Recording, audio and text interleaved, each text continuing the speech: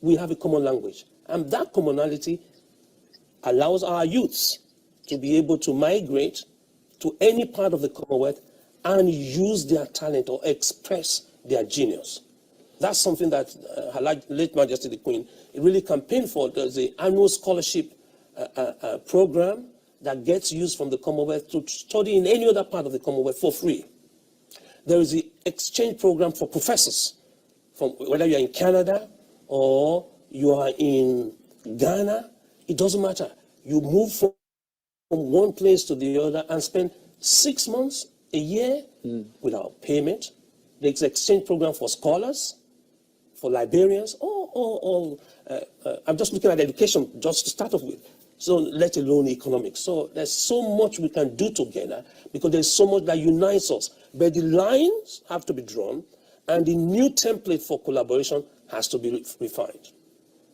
So interesting. So you see a certain definite change of ideas between all the members of the Commonwealth. Now, during the visit to the Royal Botanical Gardens, the President received a gift from a South African scientist, and Ramaphosa said, "So your said," which was met with quite a lot of laughter from the crowd. Now, this president, as I've said, always seems to want to laugh and smile. Professor Chris, you also attended that particular gathering with the HOH Prince Edward, Earl of Wessex, head of the world-renowned Kew Gardens, with President Cyril Ramaphosa, as well as very senior ministers and secretaries of state from both Britain and Africa during that state visit. What was the reason for this high-level meeting inside Kew Gardens? Fantastic, because this time I came out frontline. I was frontline in terms of activities here.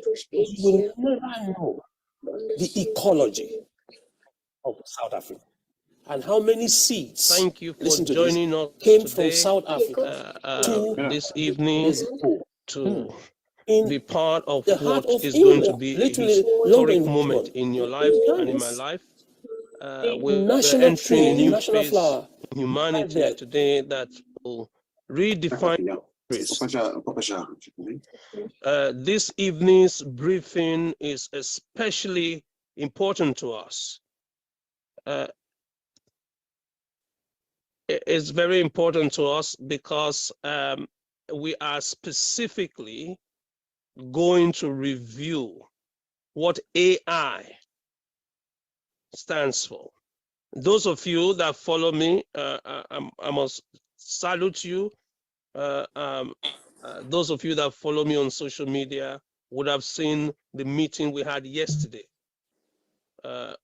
It was supposed to be a 60-minute meeting after the lecture, the new AI lecture, delivered by someone most of you would have heard of if you're a scientist. But if you're not a scientist, there are little chance in hell that you will have heard about the name. However, his work is going to redefine what we now do as humans. His work in artificial intelligence is already defining specifically what we can do or what we cannot do. So I need all of you, if you're, let me be sure you're in the same room as me. Those of you on Facebook, thank you for joining Facebook Live. Those of you on IG, I want to salute you for committing your weekend, part of your weekend to us. Those of you on Twitter Spaces, Clubhouse, I want to thank you as well.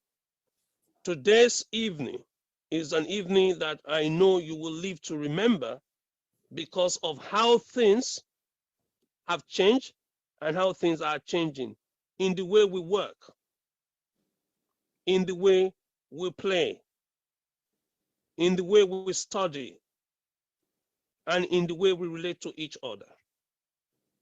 All of us on this call survived. All of us on this call survived that thing called lockdown. What most of us did not know, that's why we had to play that introductory video about the new partnership that that's emerging between the African continent, that has a lot of youths, and the European continent, represented by Great Britain, and then the hybrid of relationship with the US. This unity has turned what we used to call neural networks in computer science and has elevated it from the side discussions in scientific corridors, in the elite institutions like Harvard, like Yale, Cambridge. It has moved it now to global consciousness. That is why we did a series in the month of April. If you weren't able to get that series, please go and get it. It laid the foundation. It was the coronation series. It led on to the significant event in the geopolitical arena in Britain, and it reverberated around the whole world because there were 200 different world leaders that attended the coronation. And we've now been given permission to have this series across the next 12 months. So today, we're specifically reviewing what is AI doing to the way we work, number one.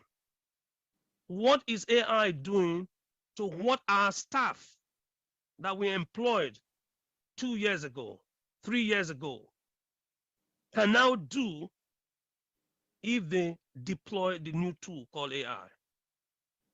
What can your team honestly do now that they couldn't do 6 months ago, 6 weeks ago, and 6 years ago? So if you are in this chat room right now, please go to your chat box if you're on Zoom. Those of you that had the privileged access and will send the invitation on Zoom, please go to the chat box and type in your objective for joining us today. Because you are going to need to share this with your friends. Those of you in the chat room finding out whether this is AI, I need to let you know it is not just AI, it's more than AI. You are going to leave this room today transformed in the way you hold meetings, in the way you record meetings, in the way you implement action plans for meetings. You're going to have all of that done today. Why? Because the paradigm has shifted. Most people do not know that, but I must let you know that what you did 6 months ago, what you did 6 years ago, all of them are now put in the pages of history. Because yesterday, what really spiked up this event for us to have a national discussion, because I had the privilege of seeing the letter that was written by Elon Musk, signed by Mark Zuckerberg, signed by the CEO of Google. We all co-signed that letter with the understanding that the government and the political power will respond positively. However, we were disappointed when we saw the government response to it. So please, I need you to put in the chat box, if you're on Zoom, why you came to this special meeting today. If you're on Facebook Messenger, you can DM it via Facebook Messenger. Or I can very easily also advise you people that are on Facebook Live, go to the comment section now, right now, and type in the comment section. 2, 3, or 4 things hope to gain from today's discussion. This is serious, folks. The American banks pay $4,000 for this same information that you're having right now. The American banks pay $4,000. Educationists and people in teaching and research have a subsidized ticket at $1,000. So what we are discussing today is not fables, is very serious points that will impact the way your staff that you are paying money every month to work for you, the way they work. The way your students that you are paid to teach, the way they learn. And if you're a business owner, the way we did business in 1986 is how some people are still doing business now. I mentioned 1986 because you can verify this. My colleague yesterday down in Cambridge, his name is Dr. Jeffrey Hinton. Please write his name down. Jeffrey Hinton. We had an extensive discussion looking at what will the workplace look like in the next 3 years. Is going to be transformed. Is irrelevant what you think, because what is going to happen will happen as a result of what all of us learned during lockdown. This is one of the unintended consequences of the lockdown. Because, you know, before lockdown, everybody thought that what I'm holding now, you see what I'm holding now, was only a cell phone. Everybody thought it was a cell phone. You use it to make calls and receive calls. That's what everybody thought this device was. But during lockdown, it transformed to a lifeline. That means it became a life-saving device. During lockdown, most of us were invited to attend meetings on a place called Zoom, like this. Before lockdown and before COVID, Zoom was what you did with a camera lens. You zoom in, you turn it until you see the image very sharp, and you took it. But during lockdown, all of us in Asia, thank you for those of you that joined from Asia. I'm surprised how the network went fast. All of us in Canada, all of us in mainland USA, the people in Japan, all of us were forced. We were not given the option. We were forced to start using specific tools that we didn't even know existed. We were used to doing what is called Skype call. I used to do what is called a Skype call. S-K-P-E, Skype. That's what they call it then, Skype calls. But when lockdown hit, Microsoft sent me an email, and my entire school operation was moved from physical to what they now told us was something called Teams, Microsoft Teams, who is the junior brother to Skype. So we had a plethora of meeting platforms, all of us.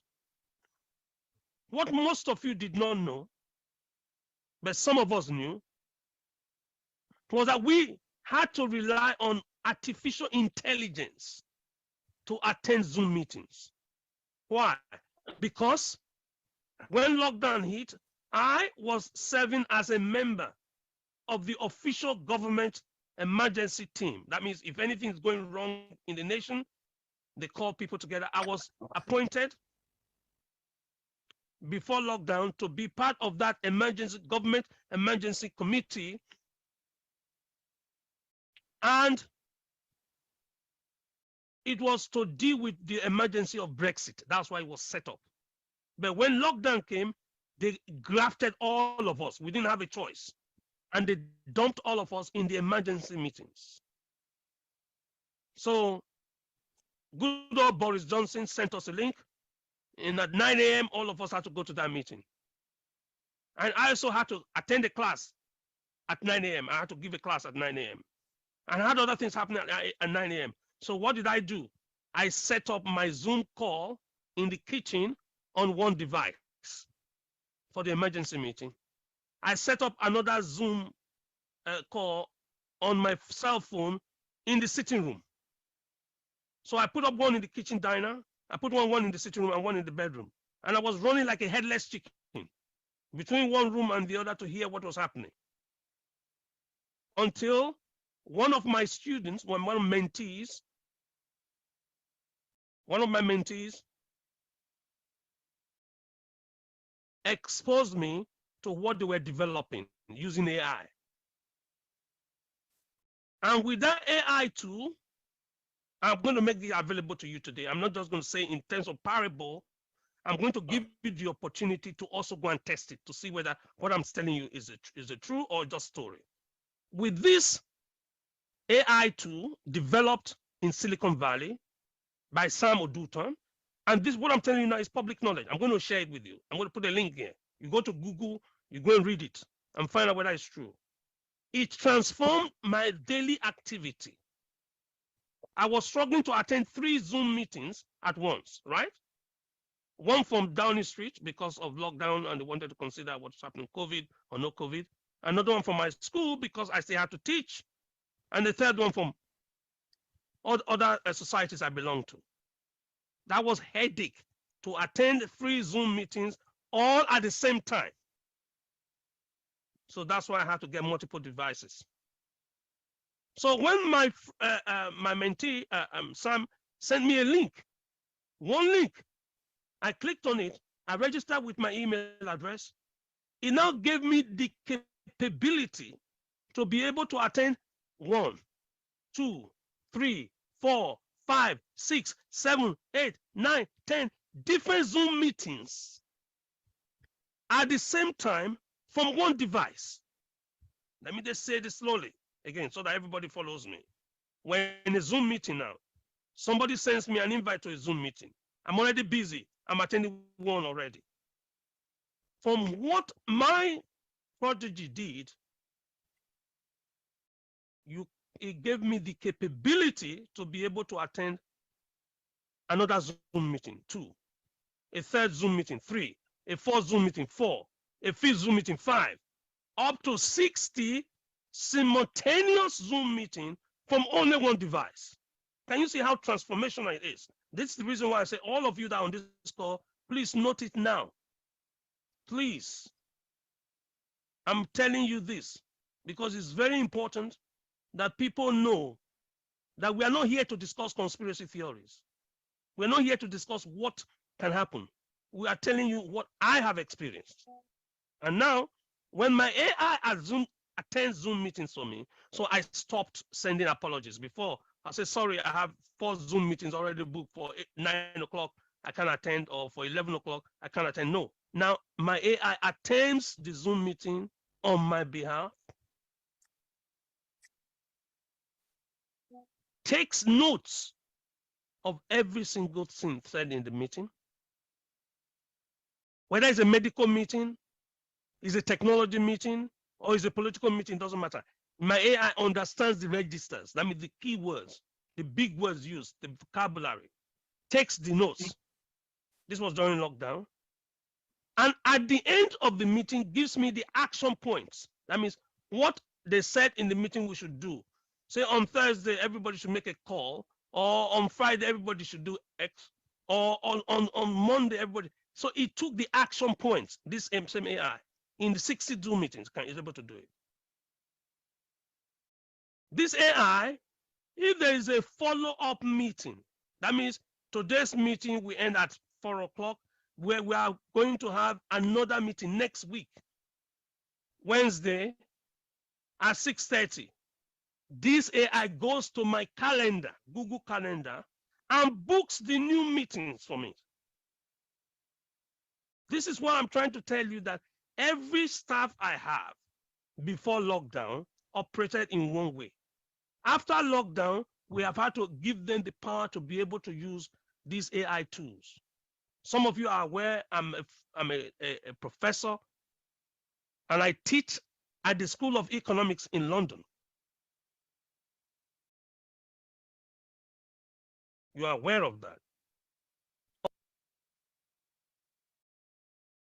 All my classes since lockdown have had the attendance of this AI on all the classes.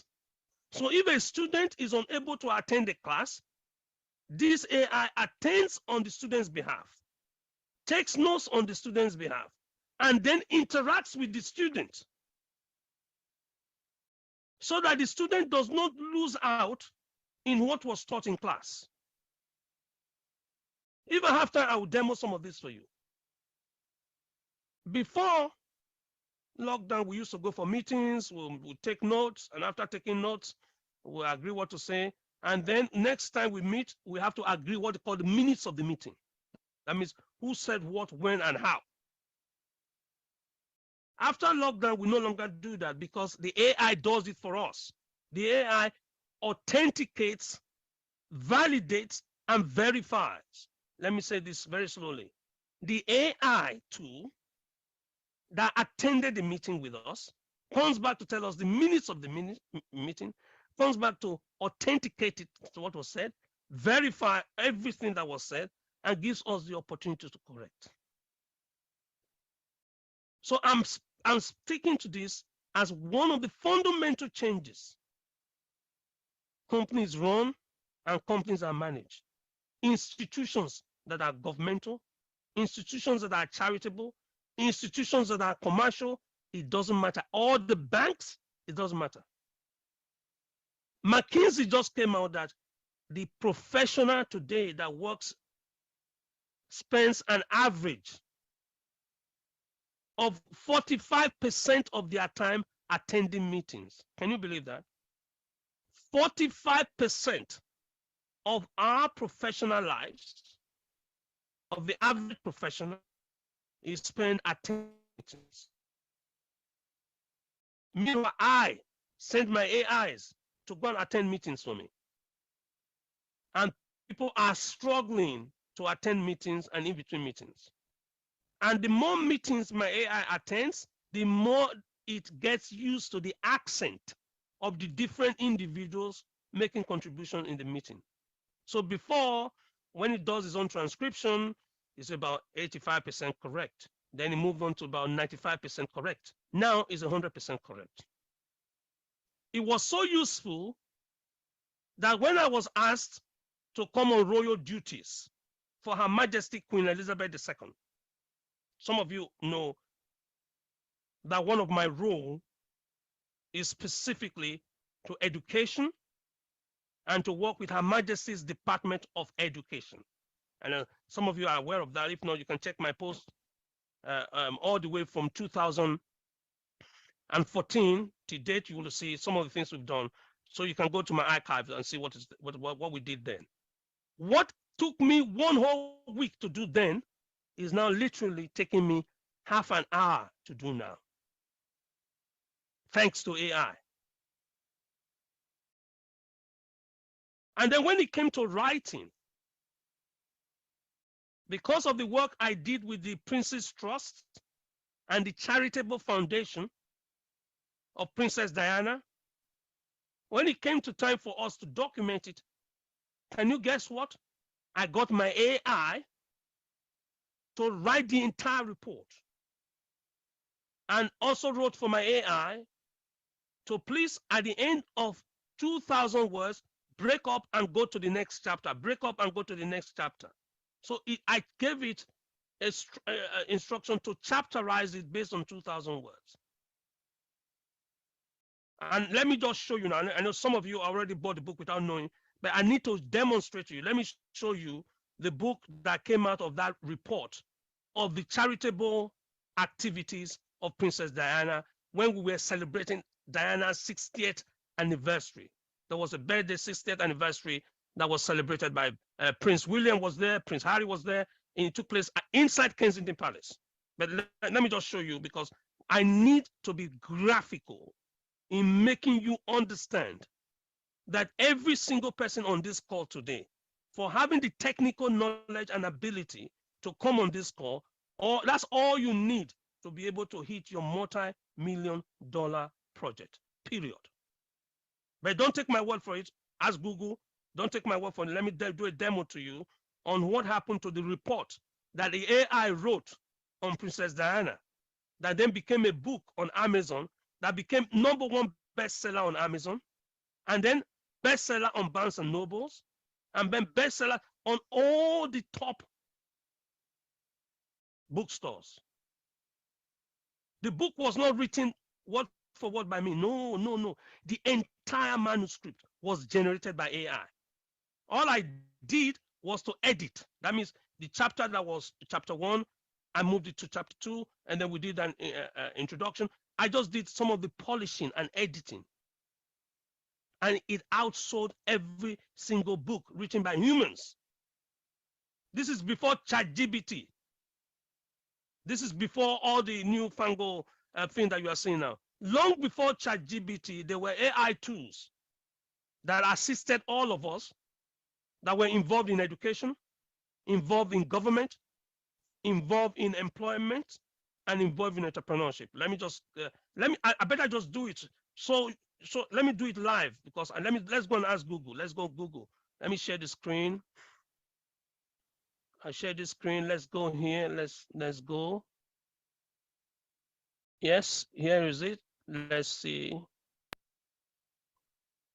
Okay. If you can see my change of screen, please type in screen. I've just changed my screen now. I hope you can see it.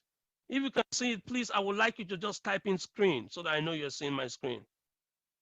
I'm changing my screen so that I can do a quick demo to you about the potential, not the potential really, the actualized power of AI in making $1 million bucks. Let me just quickly share this. Let me click on this. I'm sharing this now. Now Google comes up. So this is what happened during lockdown. I need everybody on this call to look now. Can you all see it? Please type that you can see it so that I know that I don't want to miss any of the steps. I want to take you step by step, exactly what we did. So that when somebody starts arguing with you tomorrow or debating with you, whether or not it's true, you tell them what you saw.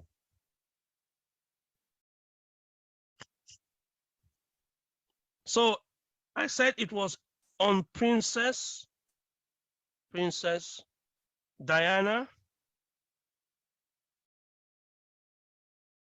and on Amazon, and the book Amazon lists it as written by me, but you already know the background. I only inspired the writing of the book. It was written by AI, and I'm going to make that tool available to all of you on this call. And if you are free, can you see it? Can you all see what happened now? I just typed in Princess Diana, Amazon, and then Professor Chris Imafidon. Now, if you are on any computer anywhere in the world, can you do the same, please? Type in Princess Diana, Amazon, and Professor Chris Imafidon. Because I want this interaction to be experiential. I don't want you to say you heard from me. I want you to be able to say, I experienced it.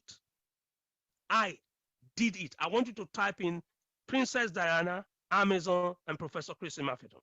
And we will show you how any fool on planet Earth, any fool, you don't have to be smart, any fool can literally become a multimillionaire in their niche thanks to AI.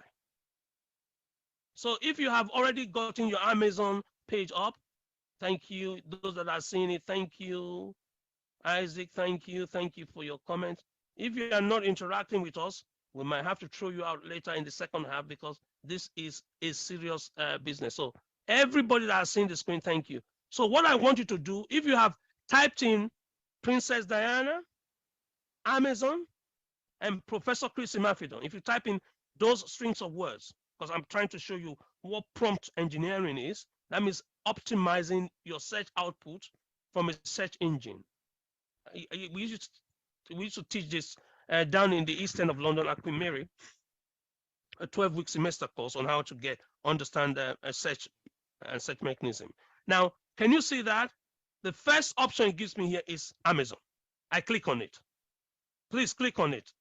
and type Amazon in the chat box. Now, when you get to the Amazon page, look at it. This is a book that came out of a report that was generated by AI. This entire book that has been a bestseller. I'll tell you where it is on the bestseller list today. Let's go down. Let's see. Bestseller. Can you see? Can you see the position on bestseller now? In biographies and memoirs, in women biographies. So this is a best-selling book. But who wrote it? Amazon says, I am the person that wrote it. But do you want to know the whole truth? Click on the book yourself. When you click on the book, the cover of the book says, can you see the cover of the book? The first royal biography authored by AI. I even wrote it there in front of the book that I did not write the book. Ladies and gentlemen, somebody could not get into this. I will share this screen. Let me share this screen on the chat box. I'll put the link in the chat box so that everybody can go look at this. Because I'm not just telling you a story. I'm not giving you a lecture. I know it's called Coronation Lectures, but I'm not giving you a lecture. I'm putting right now in the chat box. I put it in the chat box. This is the link to the Amazon best-selling book, Barnes & Noble best-selling book, all the great bookshop best-selling book. The entire book was written by AI. But they credit me with writing the book. What I did was not write the book. I inspired. That means I gave the idea to my AI to generate the manuscript of the book. And the entire thing was done in less than 4 hours. This is where it's going to knock every staff you've employed, every member of your team. If you don't give them these tools, they will use old tools and they will underperform, and your team will underperform. If you give them these new tools, guess what happens? They will have more time with their family. And then they will have more time to do more thinking, and they will have more time to do better work. So it's not just a time-saving device. It's the consequences of having that. Thank you for seeing that. Atu Singh, you say, I saw that on Google. Thank you. Thank you very much. So everybody on this call, this is one simple message. If you forget everything I said today, please, I know some of you have been wanting to write a book. If you've been wanting to write a book, please put up your hand electronically. So interact, put up your hand electronically. Just click on hand raising facility of Zoom. If you've been wanting to write a book before, put up your hand. You've been wanting to write a book, put up your hand. Put up your hand, thank you. Put up your hand. And you've been wanting to write a book because you have a message given to you to heal humanity. You've been wanting to write a book maybe about marriage that will stop some people from getting divorced. You have some wisdom as a mother. You want to write a book for younger mothers to be able to better raise their children. You want to write a book as a lady so that young girls can be inspired by you. You want to write a book in your discipline to be able to express a new idea. But you have not been able to write a book. 6 months have gone past. 1 year have gone past. 2 years have gone past. 3 years have gone past. I want to tell you today, if you're on this call, that whole entire book will be completed by Monday next week. I mean, in the next 3 days. Today is Friday. Tomorrow is Saturday. And then Sunday. By Monday, all of you that put up your hands will complete your book 100%. I am not trying to encourage you. I'm not trying to explain to you that it can happen. I will show you another book that was written by a 6-year-old. A 6-year-old, a 9-year-old, and 10-year-old, they wrote a book. So you don't have an excuse. I will show you another book that was written by a 96-year-old. written in the sense that the 96-year-old inspired the writing of the book. Because I'm not saying you are going to write every word in the book. Remember, don't get me wrong. You are not going to write every word in the book. No, no, no. You are going to come up with a book like this. Some of you have seen the book. You were amazed at how I was able to finish this book. This book written by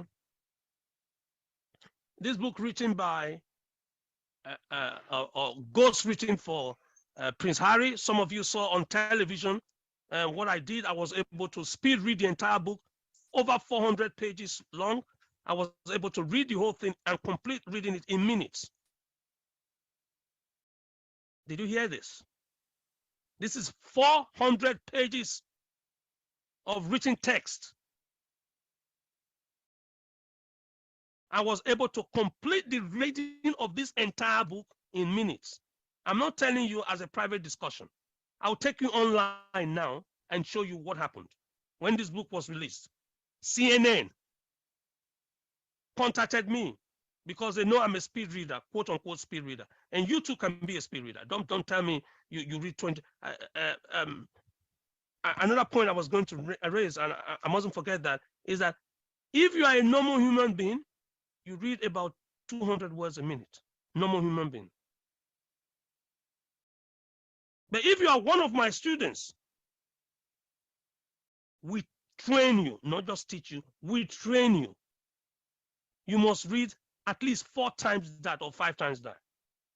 So you read about 1,000 words a minute. If you are one of my students or one of my proteges that have been on any of my courses, I'm not promoting it here because it's oversubscribed. I'm not asking you to join my course. It's oversubscribed. But what I'm trying to explain to you is optimizing everything you are doing thanks to AI. So our speed reading course that is based on Genius formula allows you to be able to read 1,000 words a minute. In 1 minute, you read 1,000 words, right? All my staff and I, we read up to 3,000 words a minute. 3,000 words a minute. That's how I was able to cover this entire book in minutes. Because the BBC, CNN, and all the top media wanted somebody that can review the book. You see me sometimes doing a paper review. You do, I do, I read 14 newspapers every day of my life. 14. 1, 2, 3, 4, 5, 6, 7. And any idiot can do that. Any idiot. All you need to do is to go on this speed reading training course. So if you've bought a book by now, it's been sitting on your shelf, you've not read it, that is prodigal. That is wasteful. You bought the book because you thought the information there is useful to you. So why would you buy the book and put it on the shelf? Is that self-development or shelf development? Are you using it to develop yourself or are you using it to develop yourself? So every book in your house, you must clean it up. That means read it page by page, by page by page, complete from cover to cover. If you were my protege, because I teach specific techniques and strategies for you to speed read so that if there's anything hidden in an email to you, you've read it. How can you have 60 unread emails? Really? What if what is in the unread email is something that it will boost your business or boost your career or change your direction? Why would you have unread emails? Because you have been given the wrong tools. It's not your fault. You read at snail speed. You saw what happened in Parliament when they were publishing the report. They dragged me in because they wanted me to read the entire report and give a synopsis, what you people call an executive summary. That means you read a report that is 50 pages long and then you summarize it in 1 page and give it to them. You saw me doing that with the politicians. Those of you that were watching the video earlier on, you saw me doing that when the South African president came on a state visit and had to go to Lancaster House, had to go to Kew Gardens. You saw all of that. Because most people just were taught the wrong way to read in school. And then They carry that on to the workplace, which is a wrong and diabolical way to read. So using the power of AI now, we can boost your reading speed when you come on our course. Like I said, I'm not advertising it because people that have been on it are asking their friends and family to come, and there's even a waiting list on people that want to come on the speed reading program. But there are 3 tricks I can show you on how to be able to work that and get that done without queries. Okay, so let's go back to Google. I'm going to show you what I was telling you now about how AI will help you generate your annual report. You know, as a charity, as an institution, every year you have to write what is called an annual report. You give it to your shareholders, or you give it to your board of directors, or you give it to stakeholders in the company. Because they want to know how well you did, they want to know your areas of struggles, they want to know your areas of triumphs, so they are able to assist you. Thank you for those that are very interactive. Thank you. If you have any questions, please don't be ashamed, because all of us are learning. Please, let me tell you one thing. Because they call me a professor does not mean I know everything about every subject. No, no, no. 1,000 times no. So if you have any questions regarding AI and how AI can turbocharge your personal productivity, your professional productivity, or your business productivity, please put it in the chat box, because all of us are here to learn. Nobody knows it all. I only know a bit that I have used, and that's what I'm sharing with you. I cannot be arrogant enough to say I even know more than my son or my daughter. I can't be arrogant enough to say because I'm their father I know more than them. No, no, no. All of us are learning animals. All of us are learning. That is why there's a new version of you today compared to last year. What you knew last year is different and inferior to what you now know.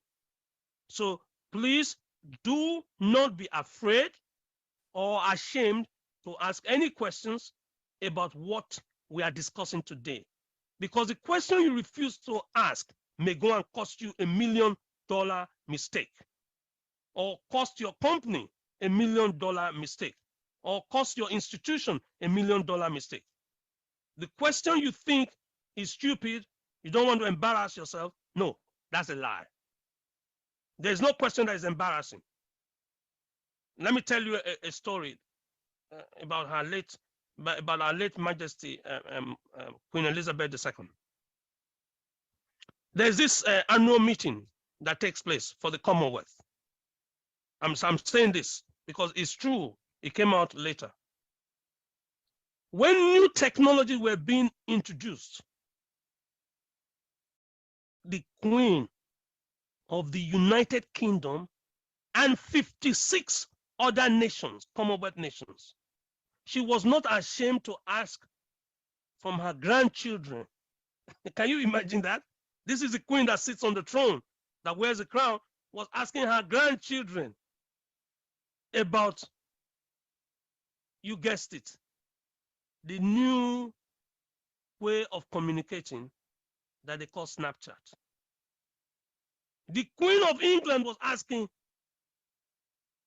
questions from our grandchildren, not from our children, from our grandchildren about IG. That is the story behind today.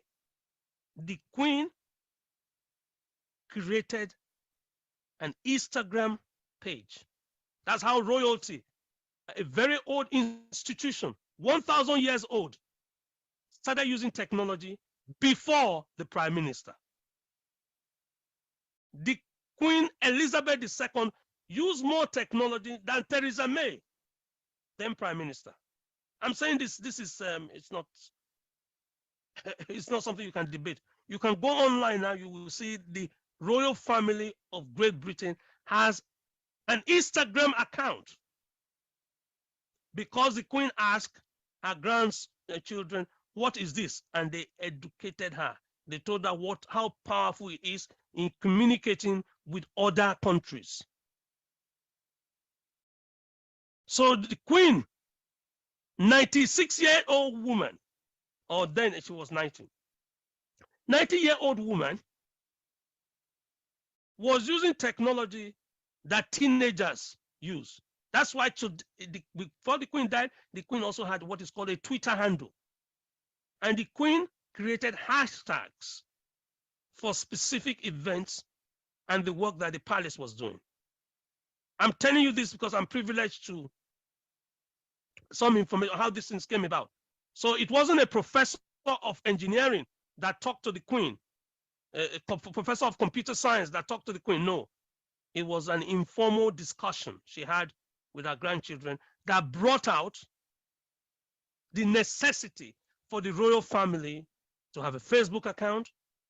The Queen, the palace has a LinkedIn page.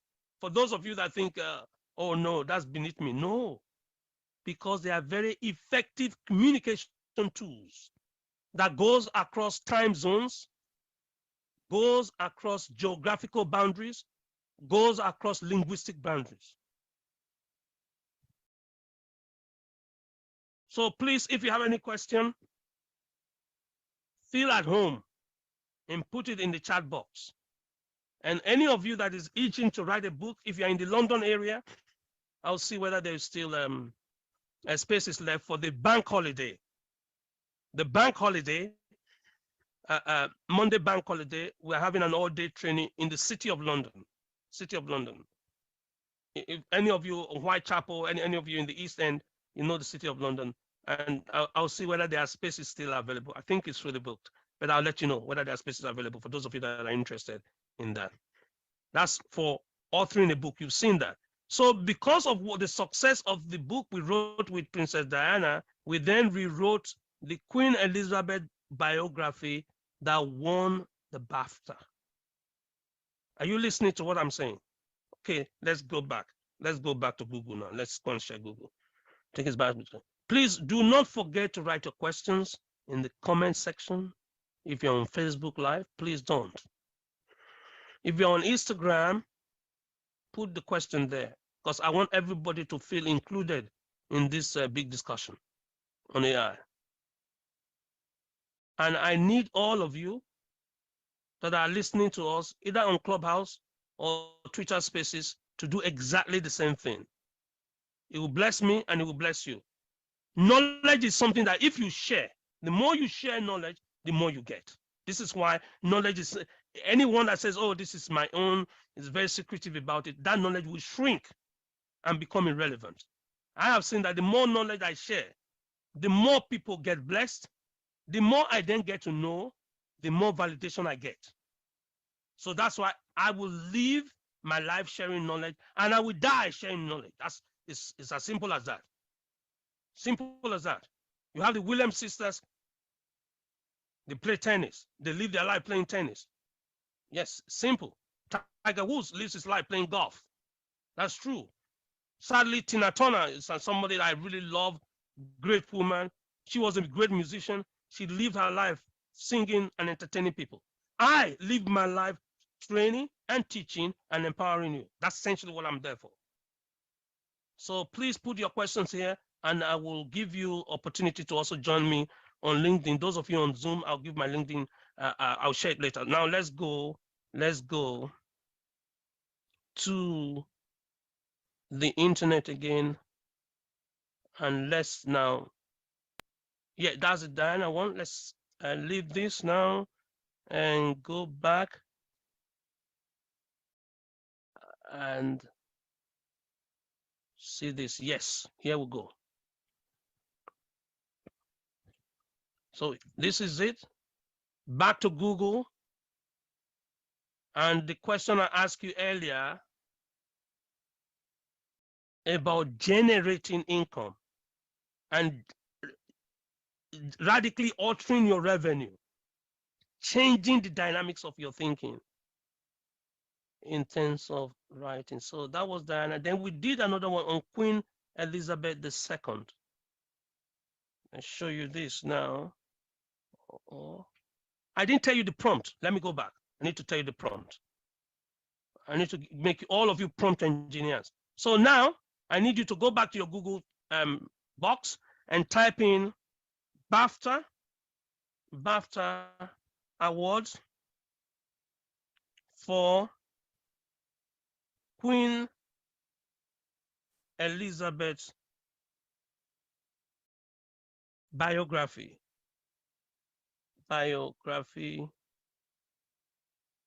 by Professor Chris Imafidon. Professor Chris Imafidon. Okay, please type those words in. BAFTA Award for Queen Elizabeth, Queen Imafidon. So you can see this now. This book won a BAFTA. Can you see this? This book won a BAFTA award. This book opened the way for a BAFTA. I know some of you have seen this.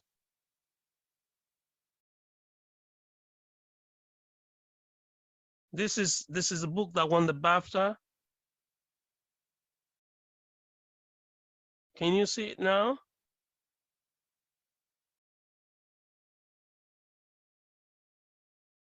That's the book.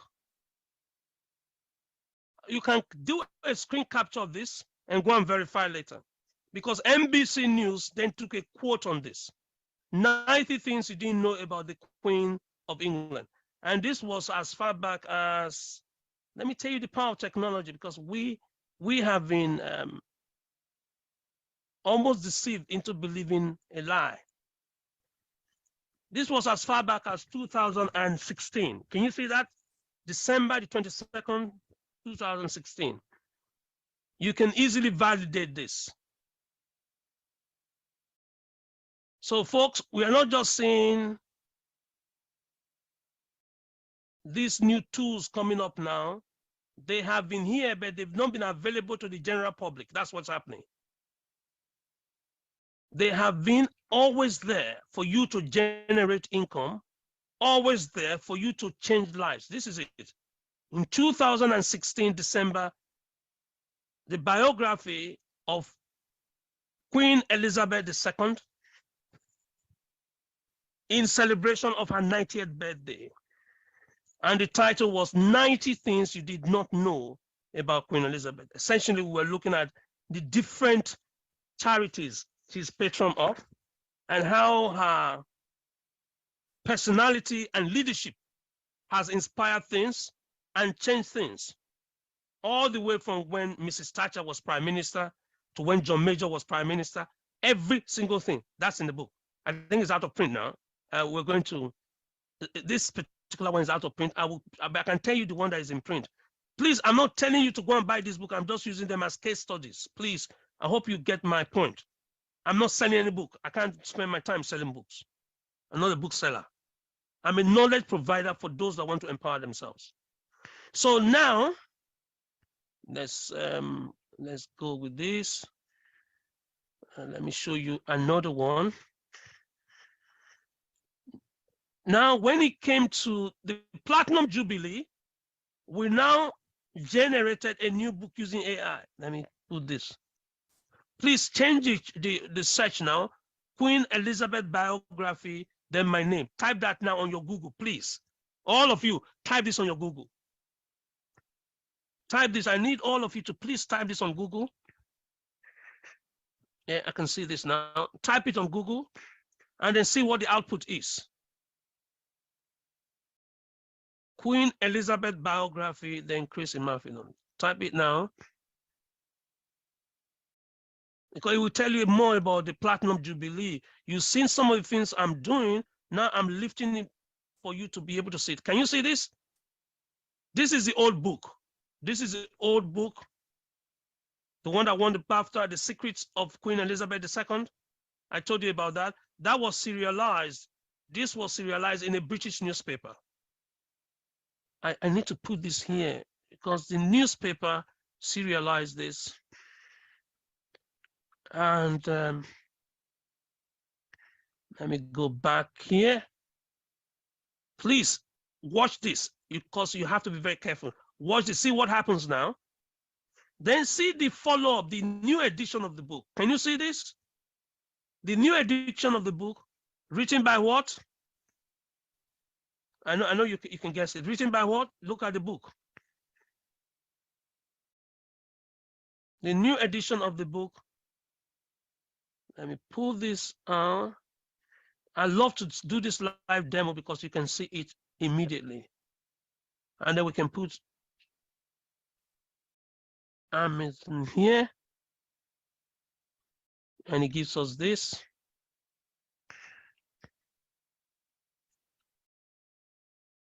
Allow. And here is it. I'll take this and end it and then be able to show you. Because I'm doing this I need to demonstrate this point to you. I don't know, I don't want us to debate it at all. If we can demonstrate it, why debate whether this is possible or not? I'm not here to debate that. Okay, here we go.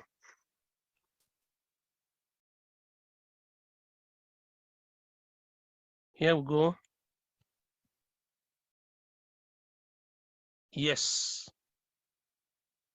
Here we go.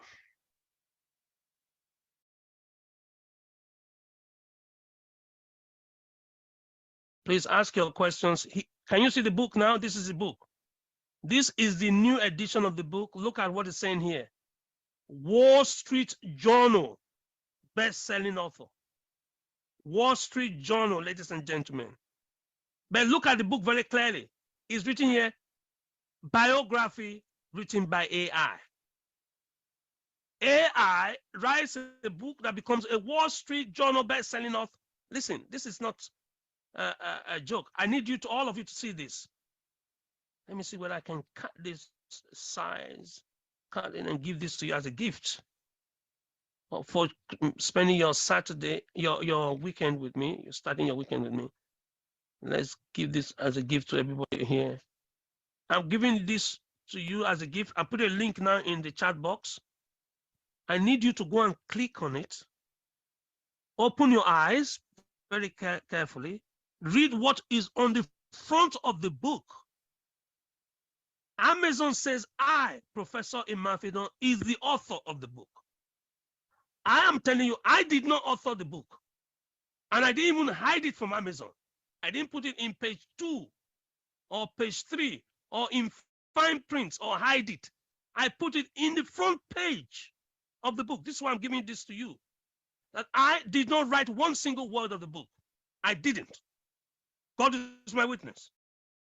And I put it in the front cover, yet people rush to Amazon, rush to Barnes & Noble, write me a wonderful letter, nominate me for awards.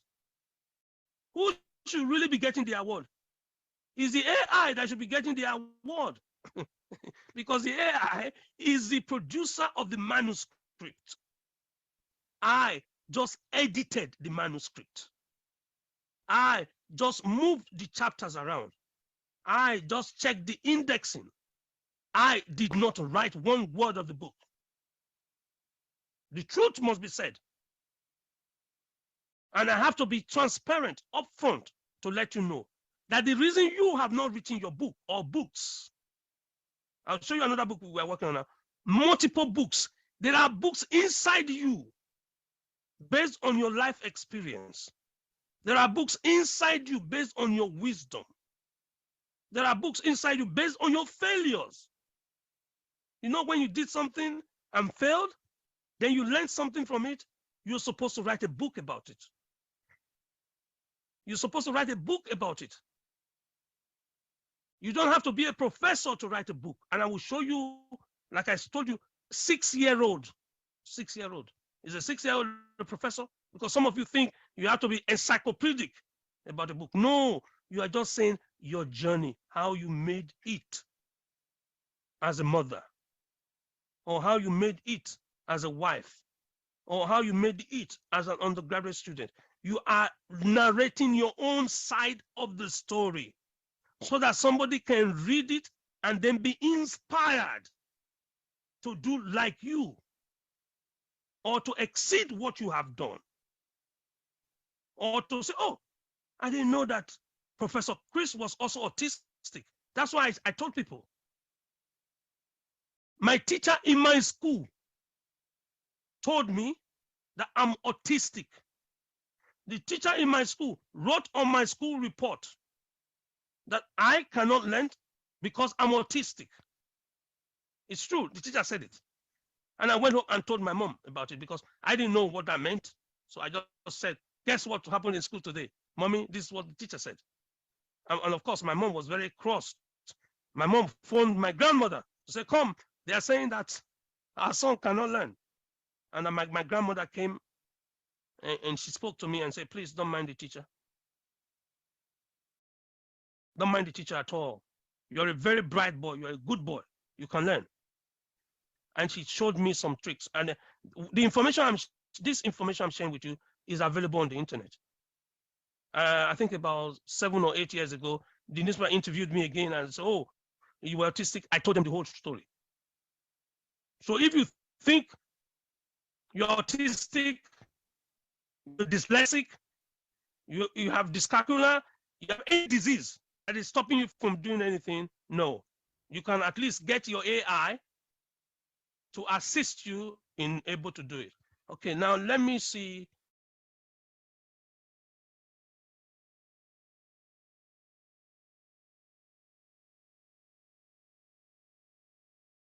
You how AI face-to-face meeting,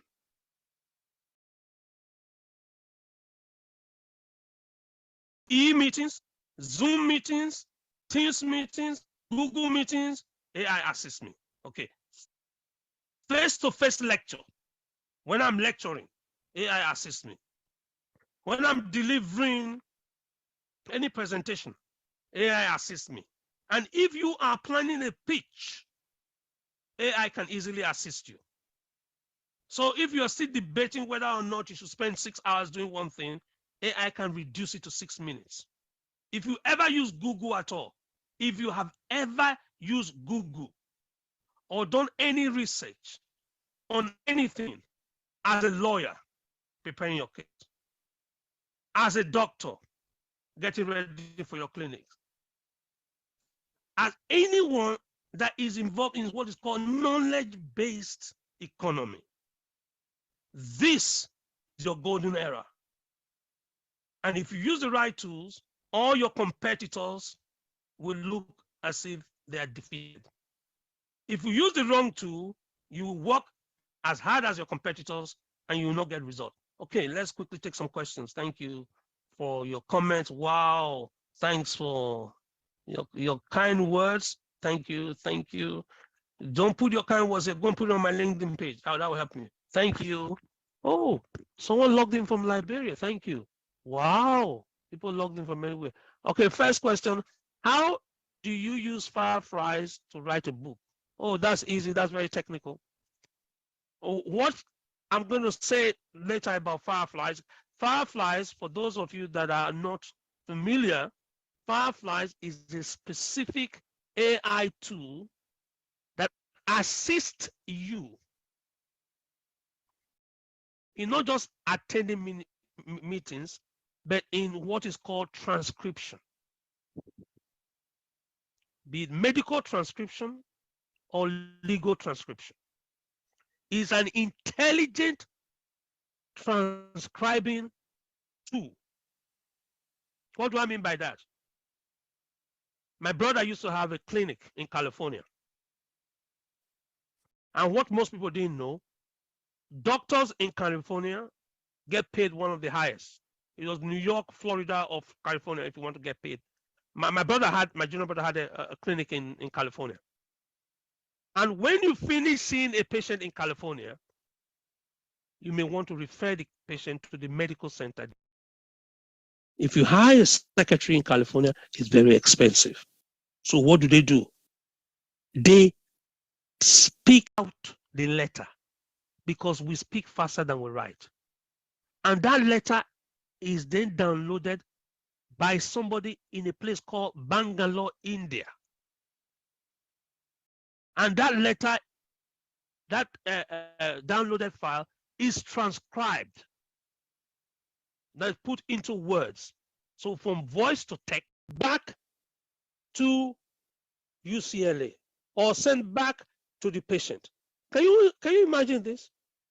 A patient is waiting in front of a doctor in California, seen by a doctor in California. But listen to this. The back end is outsourced to an inexpensive outfit in India, over 7,000 miles away. And because of the time difference, that's when the Indians are waking up. So at the end of each clinic, the entire paperwork is done by somebody in India, and the person is paid less. Write this down. This will clear up your nostrils. Less than 30% of the fee you pay a normal California to do the job. Today, your AI does the job in California for niche 0%. Did you get what I just explained now? You have a medical practice, it's in California, you see your patients in California, and your secretary is in Bangalore. And you're happy to do that because you are paying them 30% of what you would otherwise have paid in California. Yes, everybody's happy.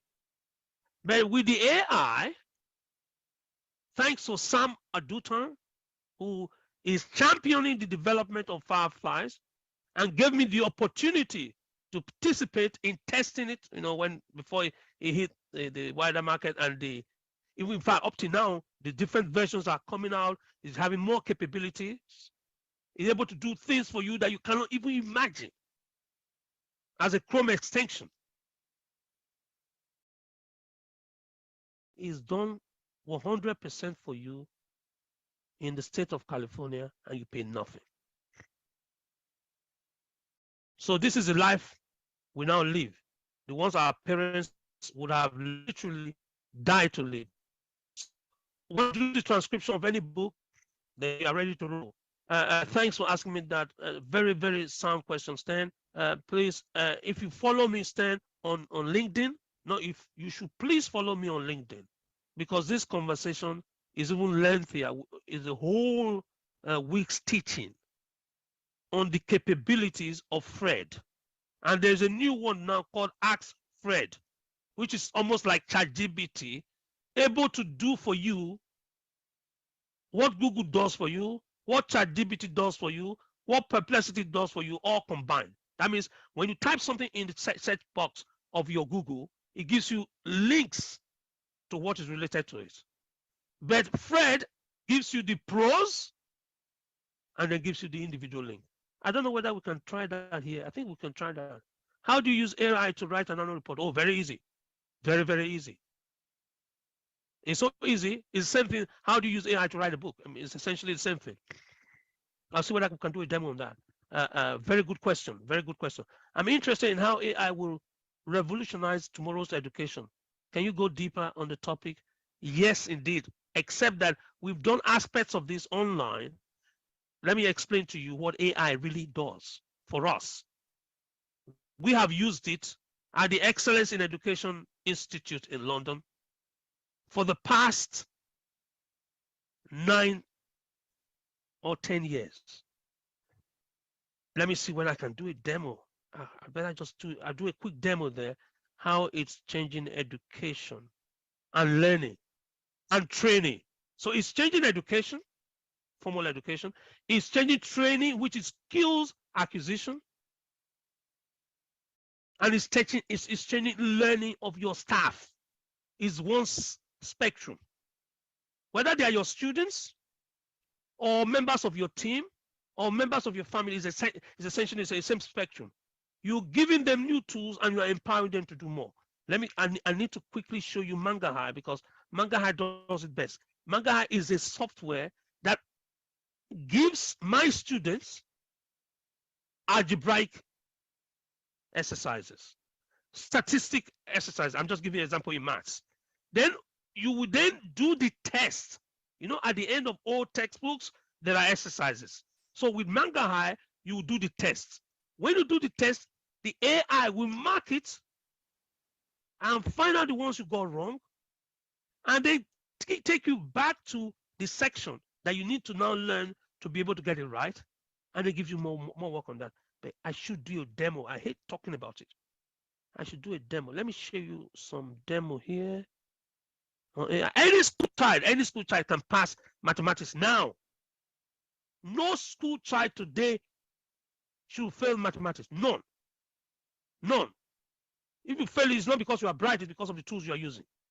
Let me show you. I think we did essential needs. I should be able to pull that up. GTV with Chris Imafidon. We should have that here.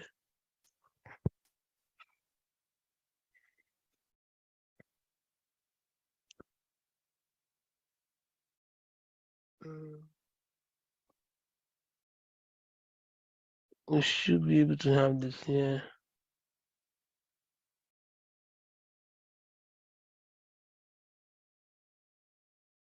Thank you for all the things you have written.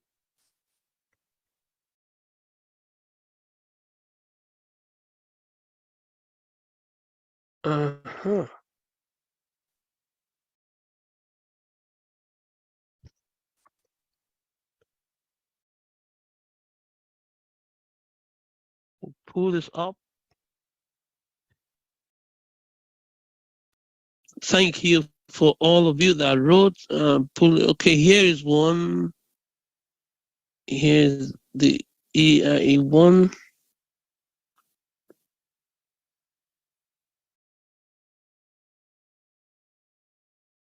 Giddy up. Let's get right into it. How do you make money using artificial intelligence and tools like ChatGPT?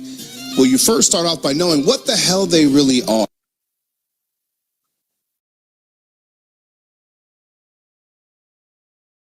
BBC 5 Live, 5 to 5 now. Here we go. If you don't subscribe to our channel, try and get it. If you subscribe, you see a lot of these things. I don't need to point it to you. But if you don't subscribe, you have to do a search each time. So subscribe to our channel and you get all our videos and all the lives we've had. Yes, let's see this.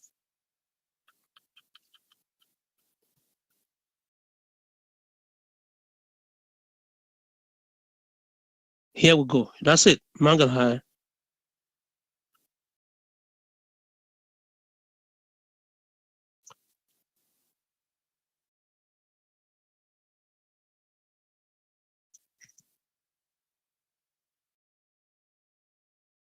Okay, let's do this.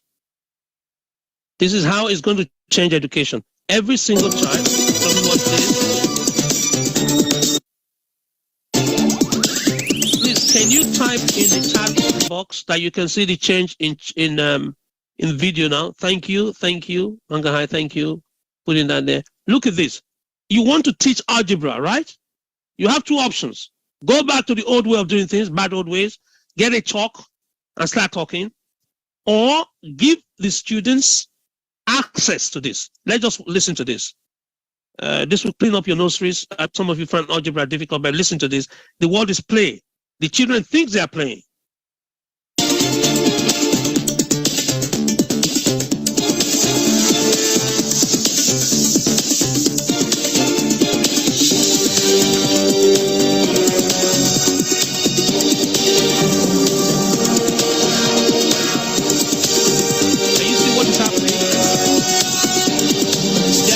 This as a pathway. Look at exactly what's happening now, because every child loves this. The reason why I love this is because it has music, it has light and bright colors, and is entertaining. You will say, how will AI change the way we learn and what we learn? Look at one simple example, because we found out that mathematics was the most difficult subject in the curriculum for a lot of students, and this, we partnered with them. We enroll all our students on the Manga High, so they have a username that is individual to them, and they have a password. And when they come on, when they log in, they are given this task. Watch this now. Say 7, because that's 7 matches 7. Can you see you are solving the equation now? Watch what's happening in thinking. It's thinking 0 and 0. Now watch this. Watch this. Can you see what's happening? The numbers of fraction and number lines. Look at this. All of this is being mediated by AI. So when I made a statement, and a lot of my detractors attacked me for it, this is what they didn't see that I saw. My detractors attacked me because I said they should ban textbooks from the classroom and allow the students to use AI and apps to interact. Why? Because we found out that our students that were 6-year-olds that went through this game, went and wrote the same exam with 16-year-olds, 17-year-olds, and 18-year-olds.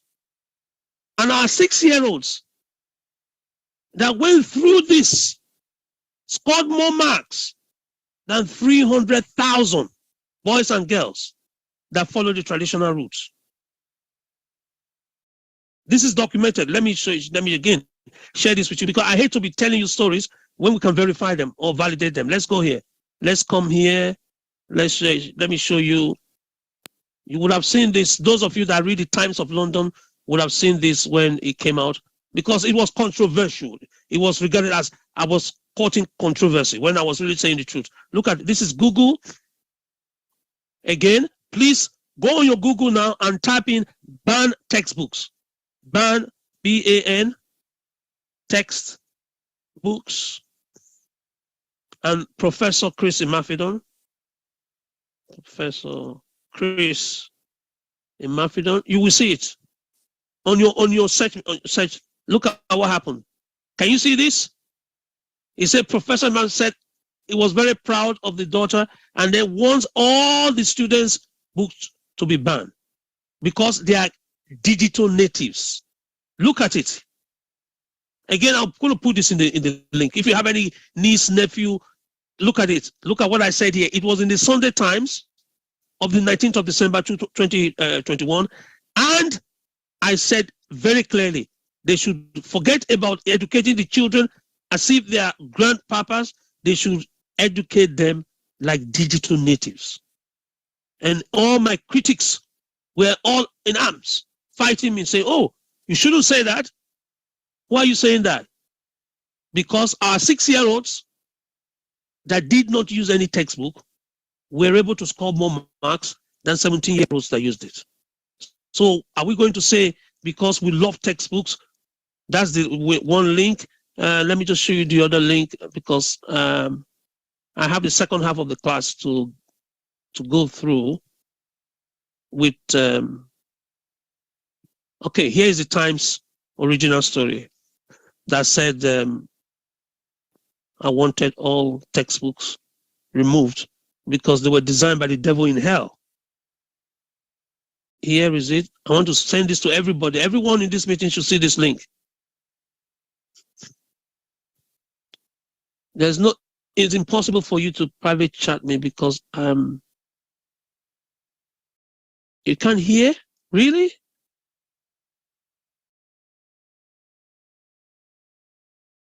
Okay, anyway, we'll be able to correct that. Let me put this digital natives here. So if you want to learn a language, exactly the same thing. We have an app that can teach you a language in 3 days, a brand new language in 3 days. Brand new language in 3 days, not spending 5 years to learn one language. That's too late. In the age of AI, you can learn a brand new language in 3 days. Here's the other link. So the links I'm giving here are gifts. I want you to go and explore it after this evening and make up your mind whether you want to use the old ways or not. And those of you that are interested in still coming, thank you for those that are back channeling me. about coming for the bank holiday. Yes, if you are free to come to London for the bank holiday, you need to do one simple thing. I'm speaking this weekend at EdTech in San Francisco. We should team up for USA token. Yeah, I'm ready to collaborate, brother or sister, or whoever is putting that. Yes, of course, I'm very happy to collaborate with EdTech because there is no way we can examine, teach, and support all our students using the traditional method. I'm sorry to say this. It's impossible for us to continue to use the old tools and get any new results. It's impossible. And I stand by what I said to the Times of London. I didn't want to be controversial. I was telling the truth as I knew it. Ban all recommended textbook, period. And release AI because the children are already using it. I really don't understand why people do this. Children are already using it anyway. They don't need your attention. They don't need your permission to use the new tools on their cell phones. Students are already using apps for entertainment. You might as well use it for education and use it for empowerment. So I mustn't forget, let's quickly go and do the next bit of the journey. Thank you. Those of you that are here, let me share my link. Follow me on LinkedIn. Not because I want followership. I already have more than enough followership. All my students follow me. So if I'm looking for followership, if I want to be popular, my students they love following me. So I'm not doing this because I want more followership. I'm doing it so that you can get value. When I share anything, you see it and then you benefit from it. So if you are on LinkedIn, follow me. If you have time, you can go and write on my recommendation. If you found anything useful today, you can go and send me a connection request. And please make reference to this. Make reference to this session that we met at this session on AI. Okay, so that's my LinkedIn page for those of you that ask. Follow me on LinkedIn. If you are on Twitter, also follow me on Twitter. I have a Twitter account. If you're on IG, follow me on IG. Of course, how will I not have an IG account? Have an IG account. So follow me on Twitter. Follow me on Instagram. Follow me if you want value, because I always share. And I share the things that are significant to your professional development. I'm sorry, I don't share what I have for breakfast. My page on social media is a professional page for me to reach out to my students. It's not entertainment. So I don't share a cat and a dog scratching the wall that went viral. I don't share such things. I'm sorry. Because we've got to do things and we've got to be serious with this too. We can't take it as a toy. So on the LinkedIn page, you can share. Now let me go to my PowerPoint slides. Thank you. If you sent any requests to me, please indicate that you were in this meeting because I have many unattended requests. Let me see whether I can share that with you. Yeah, this is my LinkedIn page. And then if you see my network here, let me click on it. You will see that I have very many requests. Can you see invitations of people wanting to be my friend on LinkedIn? I have to vet you. There are 230 of them right now on the waiting list to become my friend. Look at it. 230 people want to be my friend. So if I want to be popular, I'll just click on accept all. I won't do that. I vet you and make sure that you are someone that is really, really serious, wanting to change your lives or affect others. Then I accept you. And I don't accept trolls as well. So that's that about LinkedIn. Then let's back to our PowerPoint slide. Back to our PowerPoint slide.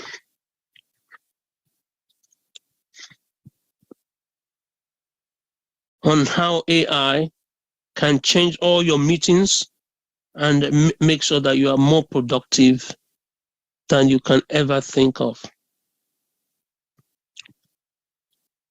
Okay, now I'm clicking on share. Please, if you can see my slides, I need you to go straight to your chat box and type in slides. S-L-I-D-E-S, slide. You can see the slide now. I've changed the slides. I need to be able to run through this slide because of the limited time.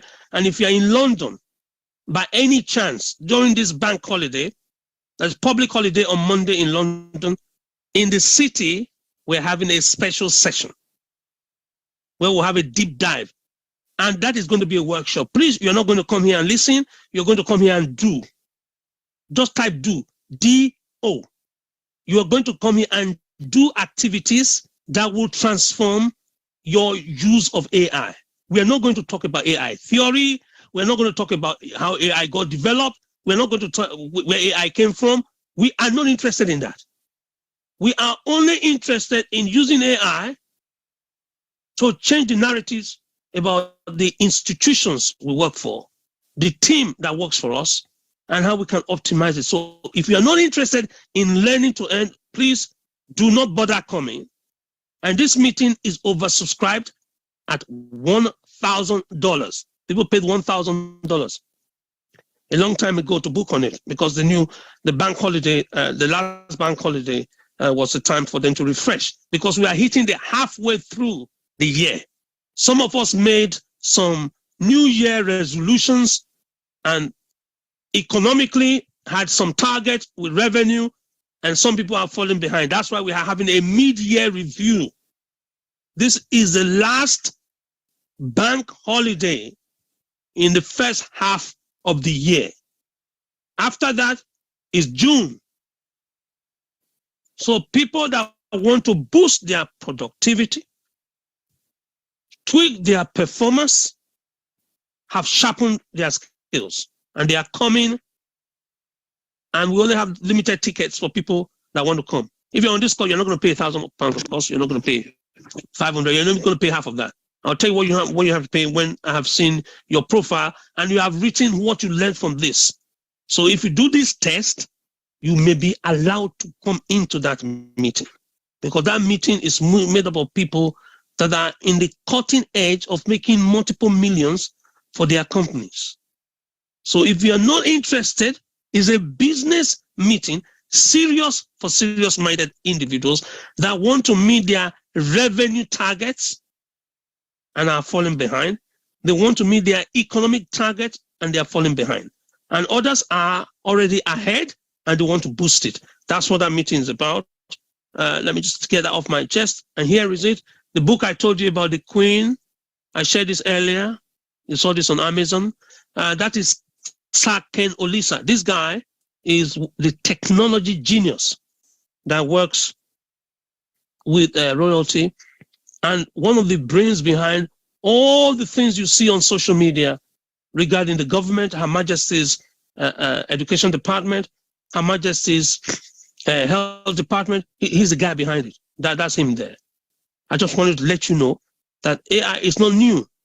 AI may be new to you, but it's not new to most people. Every single student here, this was what I was mentioning earlier, using AI. Every single student here, all the students you are seeing here, whether you are Japanese, whether you are Chinese, whether you are Indian, is irrelevant. All of them have already passed their high school diploma exam, all of them, using AI. Every one of them got a distinction. And every one of them got multiple scholarships. Each scholarship is worth $100,000 and plus.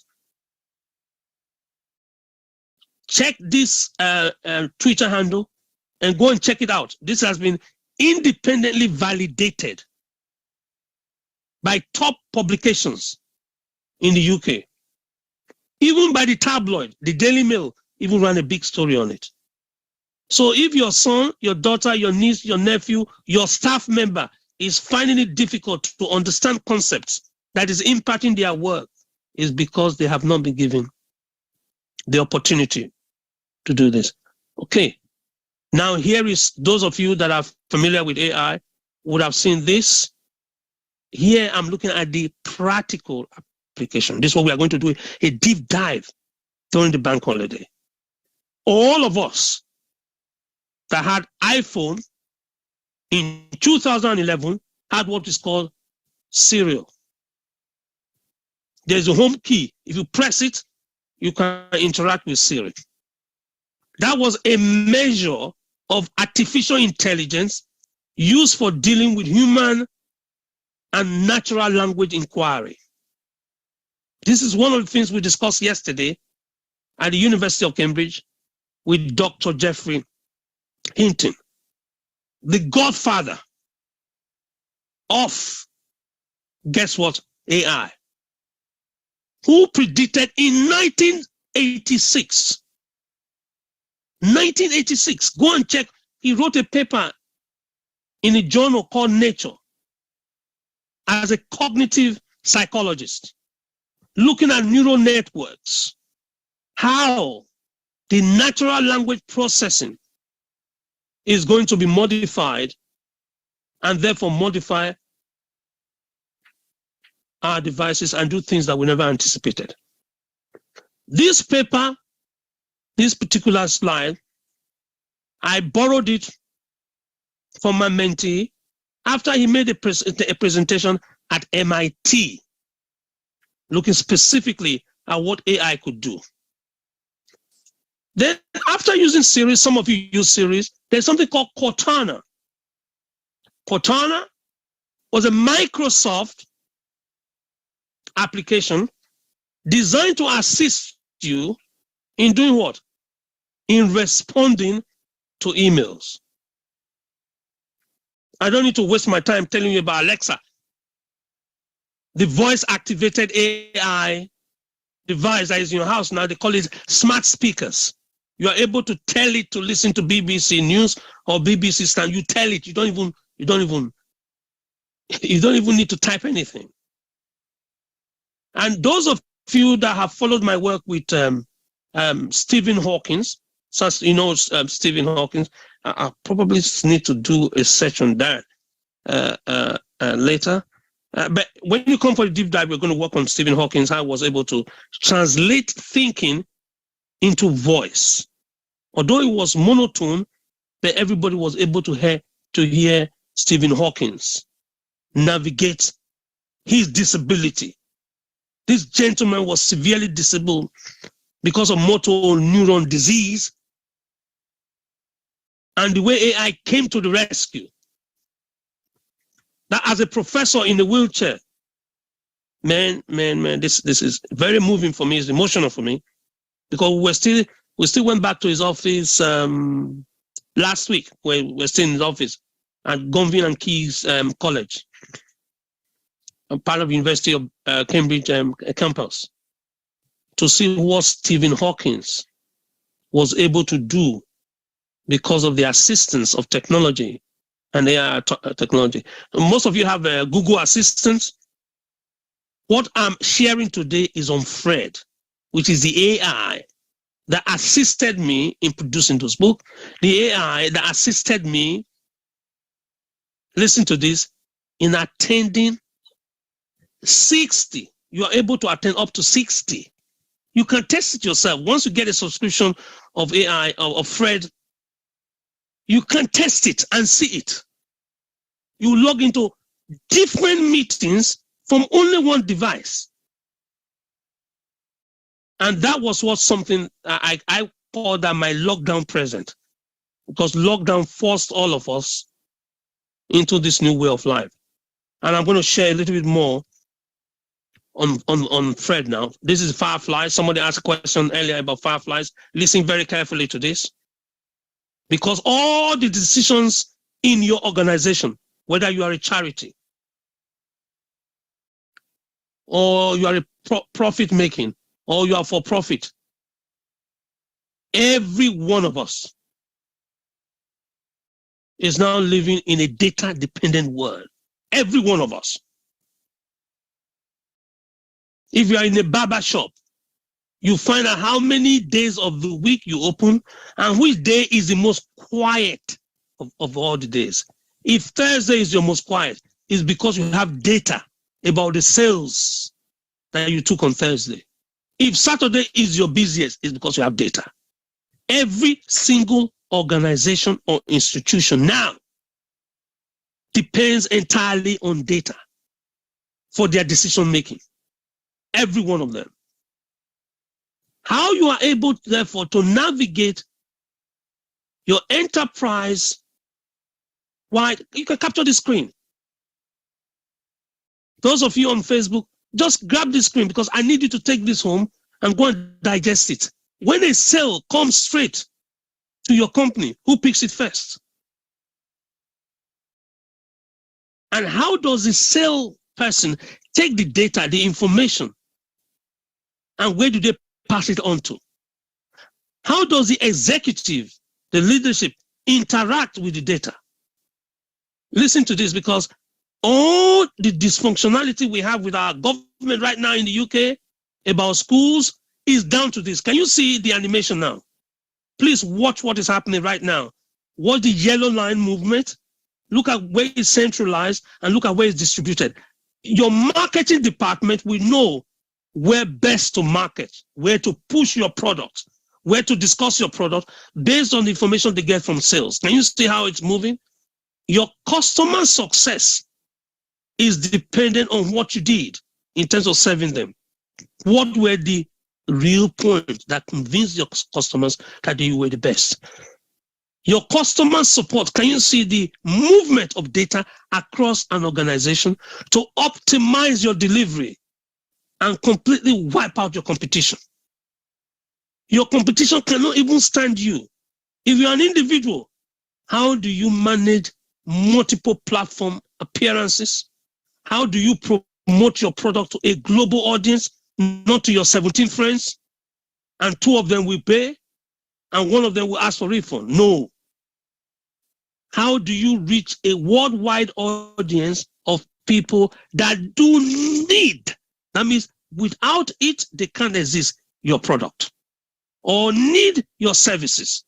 How do you reach them? This is something we are going to have a deep dive over. If you already have a Fireflies account, you will have seen some of this on my share. I shared it in LinkedIn. And I think also the main press also published it. Let me just see whether I can pull that up. I'll pull that up for everybody to see. And let me pull that up. Let's switch from PowerPoint slide because I really want all of us to take some decisions today. To be successful and step up to the new reality, or to continue our relationship with our broke friends and ask for money or go on fundraising. You have the option. This tool makes you a New York Times bestseller. This tool makes you an award-winning keynote speaker. This tool opens every single door for you. I had a student that became a non-executive director in the company he was working at as a part-time cleaner. Let me say this slowly. He was a student in the university. He was working as a cleaner, a part-time, and he became a non-executive director in the same company. So I'm not here to entertain you. No. I'm not here to educate you. No. I'm here to empower you with the information that you require to rewrite your narrative and change everything about you and everything about your team if you're working with a team, and everything about your family if you're working with a family, and everything with your business if you're working in a business. Let me pull this up, and I need to be able to just show you this because we did African Voice published. Yes, I think it's here. Okay, let's go back to Google. Let's go back to your friends of Google now. Or another thing that if you come on the course, if you come on the bank holiday 1 week, I'll show you what is better, what is 10 times better than Google, and also better than ChatGPT. So, okay, here I think it was African Voice, and it was Sam Dutong and Chris Imafidon. You need to type this in to be able to pull this out of Google, because if I give you a screenshot on my PowerPoint slide, you might just think that I photoshopped it, but I need you to go and get this. Now, everybody, please go back to your Google. If you are seeing my slide, make sure you go back to your Google and type in African Voice, Sam Odutan, Professor Chris Imafidon, and see what happens. Ladies and gentlemen, this will clear all your skepticism. Can you see that? Secrets of Success of Sam Odutan. This was published June 2021, long before ChatGPT was made available. The Secrets of a Multi-Millionaire. Please look at this. Look at this. I need all of you to look at this. The industrial impact, this is it. From Silicon Valley. I can share this with you. This is how a techpreneur hit multi-million-dollar success despite the fact that we were locked up. All of us were in lockdown. And some of us gave up. And others looked up and pulled ourselves up. This is how Fireflies attracted an additional 19 million bucks. Look at it. And some of you are struggling to pick this up.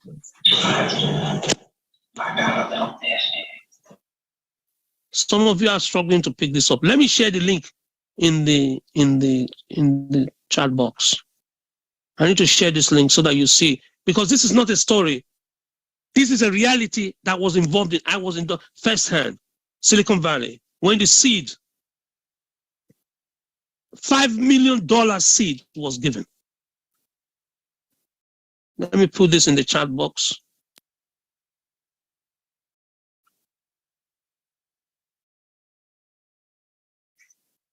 I'm putting this in the chat box now. This is it. Those of you that couldn't do the Google search and get it, I've put it here as a gift. I need all of you that are on this call. If you're going to come into the city one, you must do what I'm asking you to do now. You must outline in 2 pages what you learned in this session. Number 1, outline it. Number 2, give me the action point. What you are now going to do differently that you never did before. What you never thought of before, you must outline it on a 1 A4 page. Outline, you don't need to write story. I will do this, I will do that, I will do this, I will do this, I will do that. When you have done that, the top 7 people to do it, the first 25, guaranteed, I'll look at it. The top 7 people to do it will then get the invitation to come and join us at the mid-year review. Is exclusively for millionaires and multimillionaires. Then I'm giving you the opportunity to join. You can see Sam Odutan is so that there. If you are not in London, you are in Düsseldorf, or you are in Johannesburg, or you are in Quebec, or Beijing, there is a locked-in, closed network where you can join us online and follow. But ladies and gentlemen, it's not a place to come and listen to lectures. It's a place to do things with your device, your cell phone, your laptop, so that next day, money will enter into your account. It's a purely economic activity. We're not giving you information so that you can take notes and take notes. No, we are giving you information so that you can carry out tasks. Thank you very much for reminding us. Yes, if you want to come on this program in the City of London, that is exclusively for the heavyweights, millionaires and multimillionaires, you must write for me what you gained from this initial session today. And it must be in 2 pages at least. What you learned, what new you learned. Say how it might affect the business you run, how it might affect the institution you are part of, how it might affect the charity you run, how it might affect your professional duties, activities, and success. Please, this is only for men and women. It's not for boys and girls. You understand what I mean? It's not for children economically, no.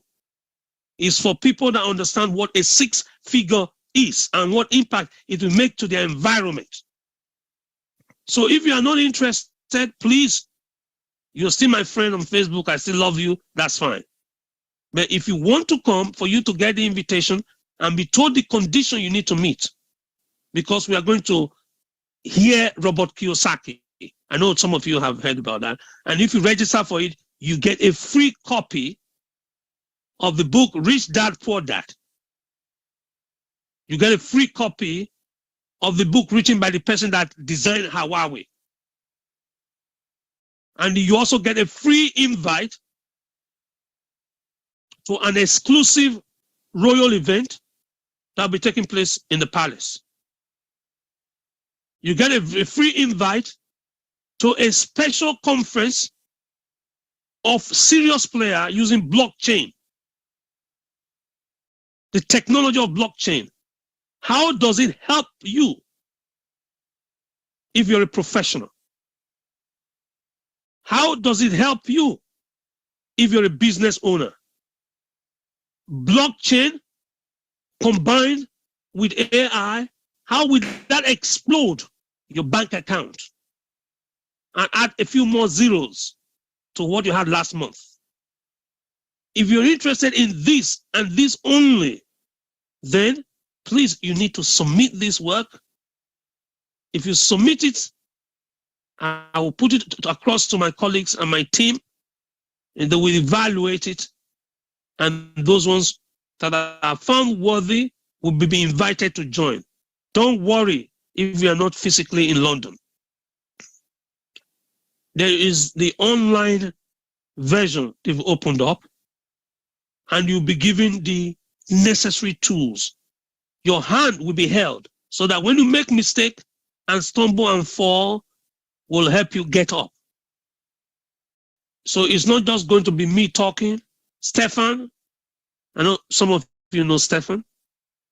You saw him at the coronation. Stefan was there, and he did some work. And Stefan will also share with you what he did with the rehearsals for the coronation. But more than anything, he's an entrepreneur. He's a consummate entrepreneur. You're going to hear from Stefan. Like I said, you're going to hear Robert Kiyosaki's views on what is happening now and what's going to happen with the economy. You're going to hear, you're going to hear from Jeffrey Hinton. Jeffrey Hinton, the father. I keep calling him the father, but I'm wrong. He is the godfather of AI. Jeffrey Hinton. He won the Nobel Prize equivalent in computing. King's College, Cambridge educated. Thank you very much, Brandy, for making this. Please don't forget there is a message in the text box of what you must do. There's a message in the text box of what you must do. Write 2 pages, what you gained and how it may affect your business that you run, the institution that you run or you're a member of, the charity that you run or you're a member of, your professional business, the impact it's going to make on your environment, and we will give you a ticket to a royal institution hosted event on blockchain. So on Monday, bank holiday, we're going to do some work. That's why it's called a workshop, not a talk shop. It's a workshop. We won't allow you to talk. We allow you to use your device and your computers to be able to change your narrative. Thank you. Where can I find AI Fireflies? If you're able to join us, I'll show all of you the link and how you can join and subscribe to AI, Fred AI. Fred AI, Ask Fred, makes Google look like a dummy. Google looks like a dummy. Fred AI makes Google look like a ask Fred, he makes Google look like a dummy, and he makes ChatGPT look like a joke.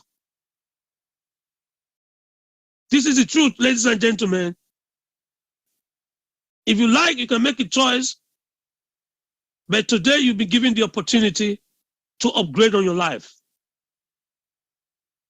So gain more money to give your wife, earn more money for your family, and change your community.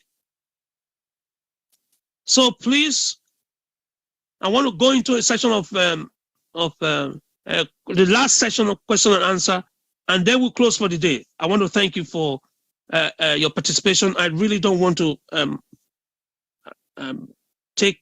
abuse your time. I was going to play a video for you on this. I'll see.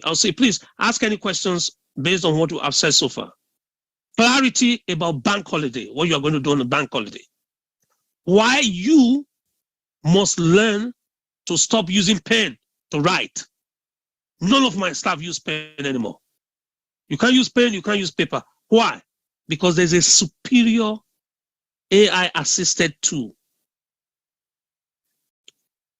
You don't need to buy it. It's already in your phone. Every single smartphone has it. The reason why you don't use it is that you don't have any of your friends that use it. So it's like somebody walking when they can fly. When you walk, you're tired and you can't cover more distance. If you fly with a helicopter, you are there ahead of time. So we tell you the risk involved with it. We're flying, just as there's some risk with AI, and we tell you how you can mitigate the risk while boosting your productivity by 100%, 100 times. The book was just an example.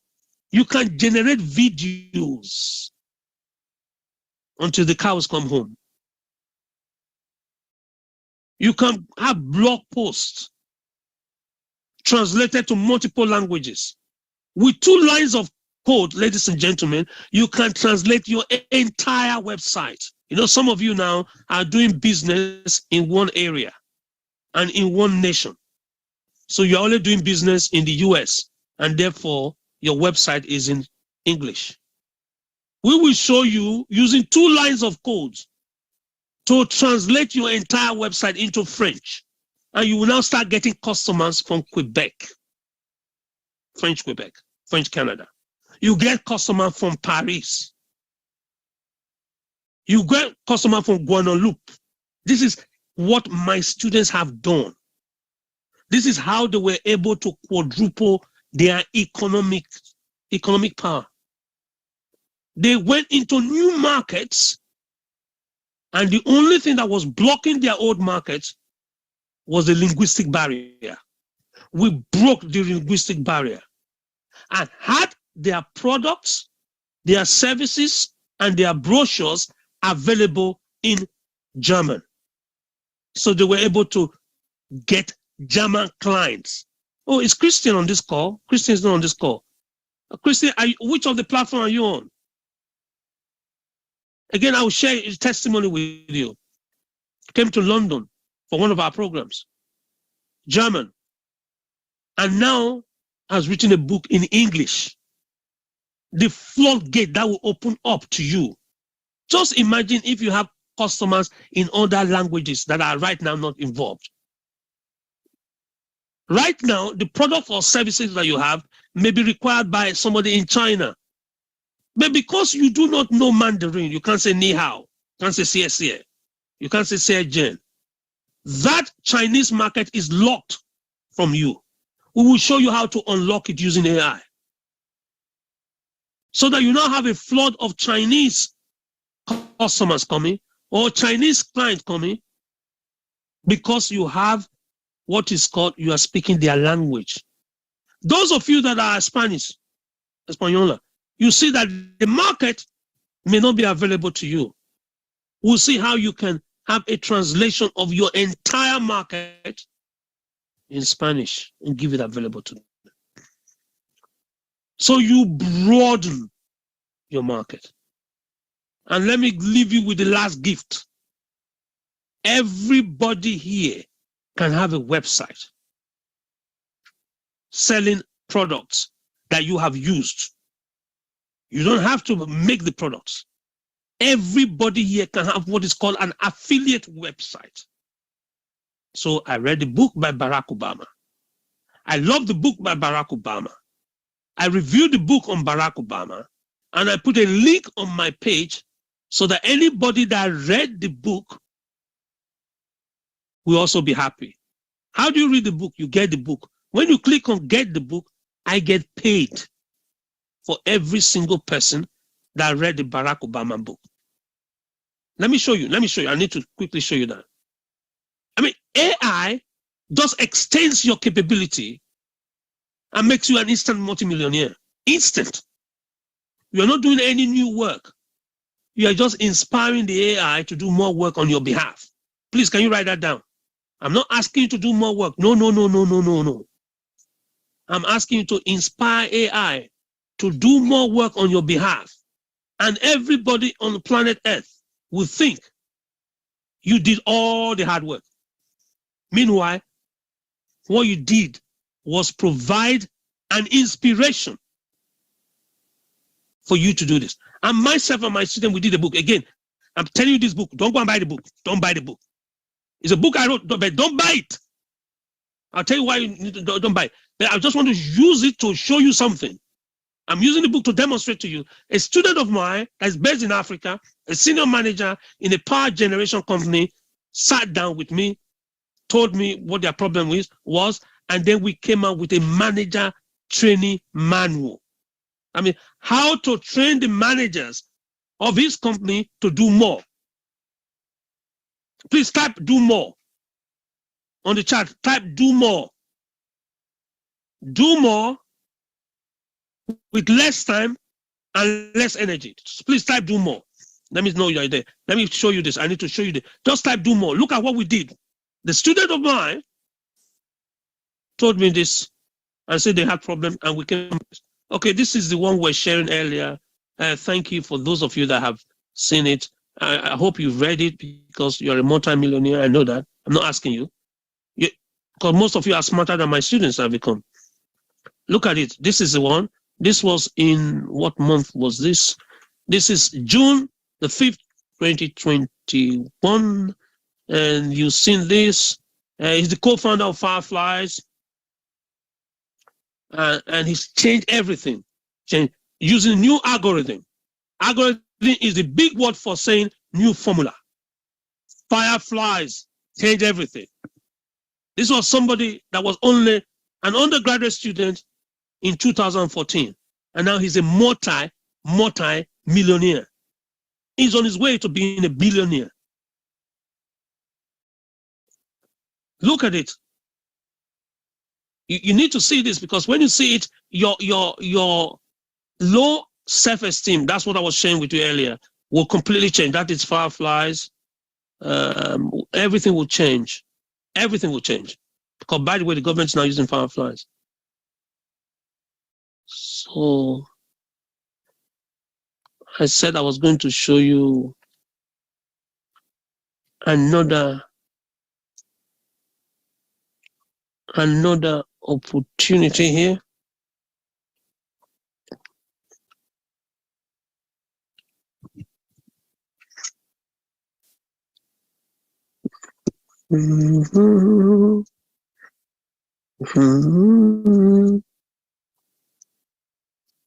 So I'm going to demonstrate this to you.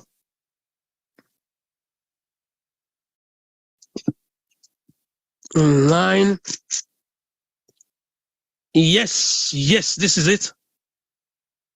This is it. I need to show this to you. This was the one you saw earlier.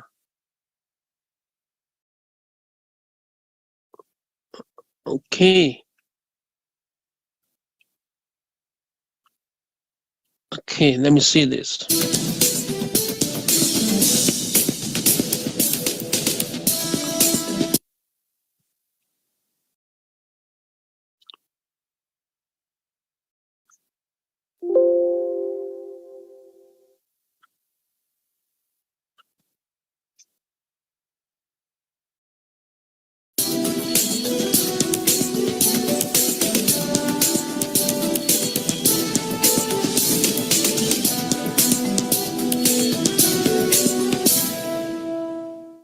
Hello and welcome to Talking Politics with myself, James Cordwell. So what's in the programme today? Well, it's all things royal and premier. Now, King Charles III held his first state visit this week, in fact, playing host to South African President Cyril Ramaphosa.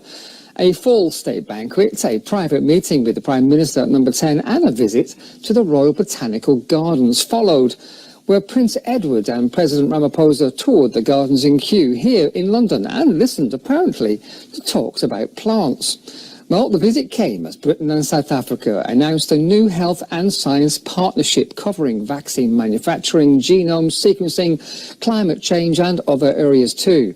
But what goes on behind the scenes? What important events are discussed and what do these state visits mean for the UK and South Africa both?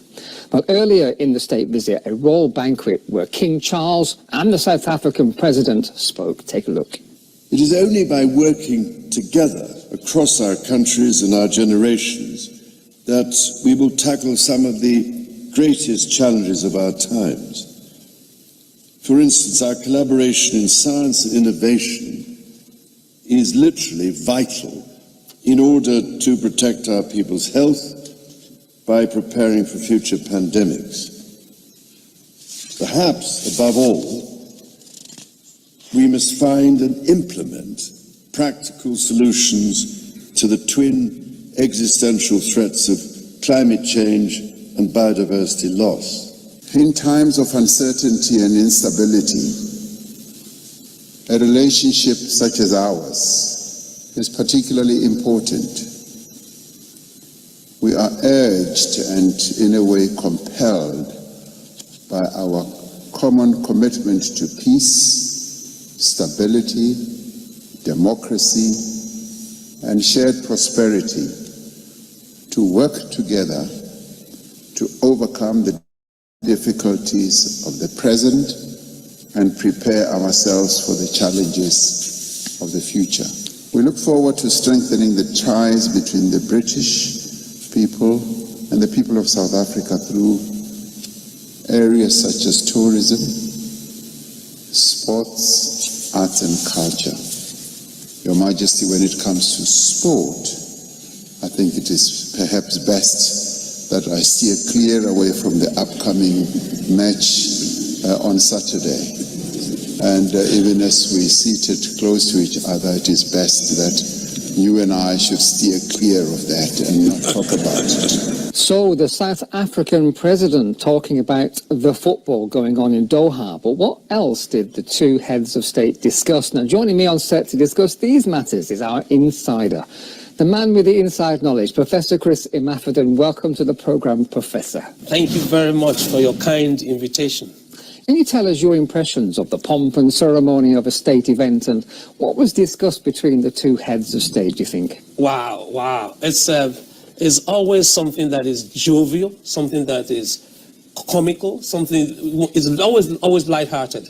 But the interesting thing that terribly of the record was the fact that the dietary requirements of the Western nation is slightly different from the African.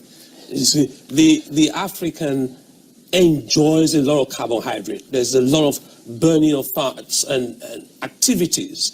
So that informs the way the African feeds. But when you're having a state banquet, or in fact the last banquet we had, which was hosted by the Lord Mayor, it's slightly different. The menu is not that of a familiar African meal. So I think that's the part of it. But it was not very lighthearted, meeting of minds, understanding that we have a new king that is very dedicated to a conviction. This is the difference between politics and monarchy. Conviction-driven monarchy that wants wants to see change in this time. He wants to see positive change. And he literally expressed his mind freely when it came to that. It's interesting, really. I quite like Cyril Ramaphosa at the end of his little speech you saw, though. He said that we left off to talk about the football. Cyril Ramaphosa seems to be a man ready and willing and able to laugh and joke and he smiles all the time. That's my impression. He doesn't take himself seriously. In fact, you walk past him, you know, he's the president, he's not for security. And he's very down to earth. His modesty, his humility shines through both informal and formal conversation. So how did King Charles II perform at his first ever state visit as head of state for the UK? I don't know whether I'm qualified to score him, but if you compare the previous visits that were hosted by late Majesty Queen Elizabeth II, he did excellently well. This is a flying style. Considering the fact that, like you said, there's no mention of football, there was a big global event taking place at the same time. So the media coverage that is always front cover of all the major newspapers could not happen because of controversies in football, the fact that it's taking place in winter. And okay, thank you very much. I hope all of you were able to get that message that we're trying to convey there. What you didn't know, or what the media didn't tell you, is that most of these meetings, including the jokes that the South African president was sharing, the entire meeting, this is one thing I guess I get very, very agitated by, was AI mediated. I hope everybody, you're listening to me. The whole meeting was AI mediated. The multiple meetings, the fringe meetings, the side meetings. You know, when two great men meet or when senior politicians meet, you take your secretaries with you. Now, in this particular state visit, majority of the scribes, you know, you need to have what is called the scribes. They write down things that are said by big people. Guess who wrote down the script for this meeting? This is two presidents, two heads of state meeting. And then we had the ministerial meeting. Those of you that follow me on social media will have seen some of this, by the way. Will have seen that just this speed, the sheer speed of things happening couldn't have happened without a team of crack secretaries. But using AI, please, is impossible for you to achieve the same result. So I would just want to pull this to, is Mark still around? Mark, I think Mark is probably dropped off. Is Mark on? Mark, where are you? Mark is probably dropped off. Because there's something I wanted him to remind us, all of us, about. Okay. If you have any more questions, please put it in. Say, do more with less energy. That's absolutely true. I have to. Oh, thank you. Bradley, thank you. Is there any other questions you have you want me to answer? Because I hate to just baptize you with slides and bore you with boring notes. And specific actions you're going to take to be able to move your organization forward and be in the millionaire box, multi-millionaire box. Professor Chris, hi, thank you. That was absolutely fascinating. My question is, as part of my book, I interviewed a number of people, and I was going to transcribe it anyway, using transcribing tools. And I think even it was on Zoom, and I think Zoom also has a transcribing tool as well. I mean, how would you merge things like interviews and even your own stories to AI drafting a book on your behalf?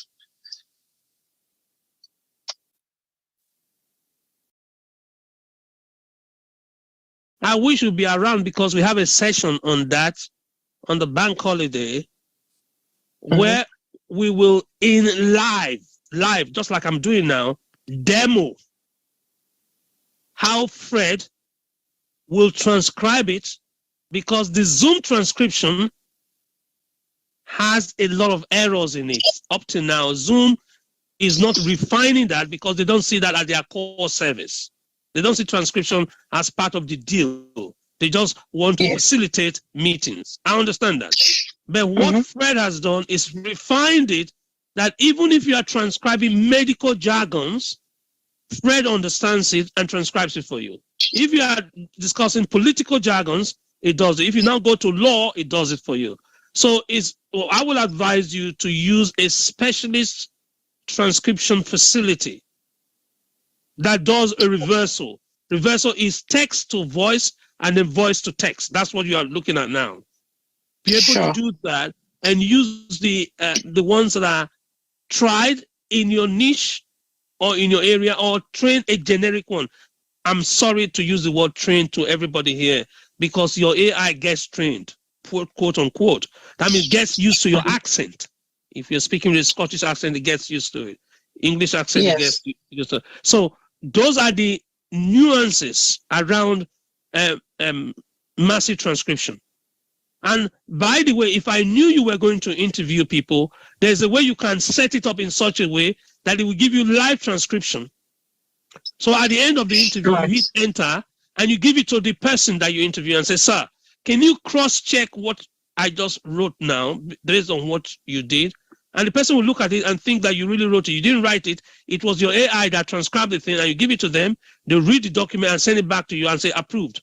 Or read the document and say, please, can you amplify this? Or can you modify this?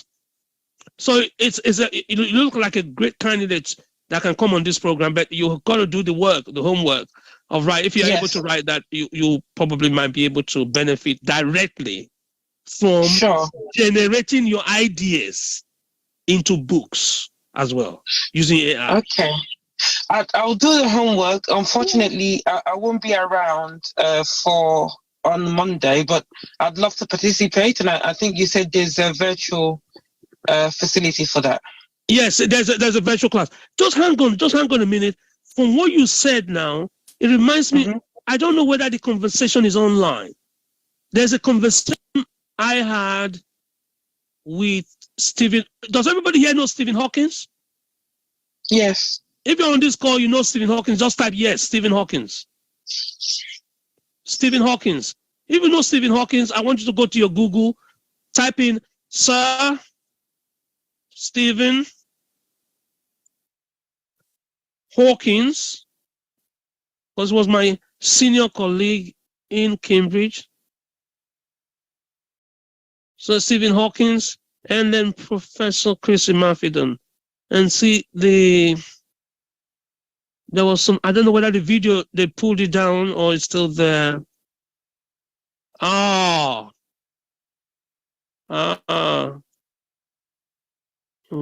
it was Cambridge News that had it. Cambridge News, Stephen Hawkins. Let's see. We might be lucky. Here is the video. Let's see. Stephen Hawkins could, like everybody knows, had motor neuron disease and therefore could not speak. So he could only think. And as he was thinking, these AI tools were picking up his thinking and converting them into voice. Wait, let me see. Oh, Lord. Stephen Hawkins. Oh, this is taking me to his funeral. This is taking us to his funeral. Elon Musk.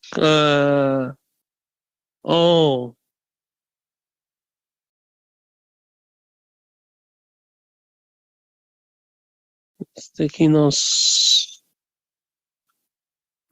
Let me see this. You know, that's the problem with the internet, with the website. They move things around. Let me see. Stephen Hawking was a great inspiration to all of us in Cambridge in 1992.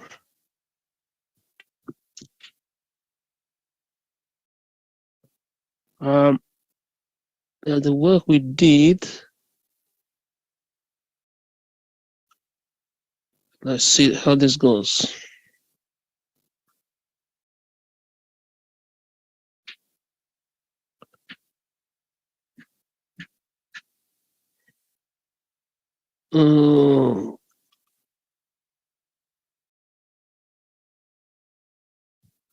There's some video of it, but I just wanted to demonstrate to you. The Americans had it. He broke. This is the Colorado radio. Do they have it?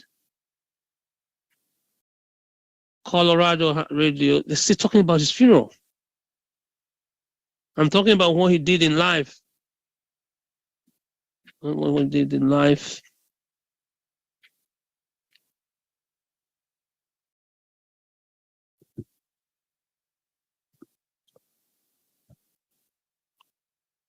Oh, this is about my tribute to Hawkins. I think they are talking about what I said about Stephen Hawkins and the tools he used. When he had the American Institute of Mathematical Science in Cape Town, and we're talking about the genius one. It's a shame. I think somebody's pulled down the video. I'll show you. I'll still share the link with you. Some of the work we collaborated. I was privileged to collaborate with Hawkins when he was alive. He really changed the way my students saw things, so I was quite close. So I've shared the Stephen Hawkins one there. Those of you that are not familiar with him, he was somebody that was given up for dead, really, and they expected him to die before the age of 30. But he survived, but he lost his voice. He lost quite a lot of his muscle function.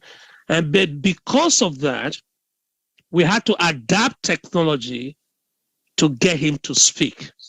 The wife is another person. I don't know when she should be able to meet it. The wife is another person that I probably would have wanted to share on this, because she was involved in using technology to extract his voice and try and do voice to text and text to voice in ways that natural language, ChatGPT and other AI tools are now doing so effortlessly. So I hope that answers your question. Yeah, that's amazing. I mean, if that can be done all those years ago, then certainly it should be able to happen, now with the tools around. So yeah. You just nailed it on the head. AI has been around for many years. But, this is it, but, the big but here. It was not available to everybody the way it is available now. This is the reason why I signed that letter. There was a letter, Elon Musk sent around, all the tech leaders, Mark Zuckerberg sent. I signed that letter because of that. I signed that letter because AI is now moving from the big boys and the big players to everybody, so that anyone that can use Google can now use AI.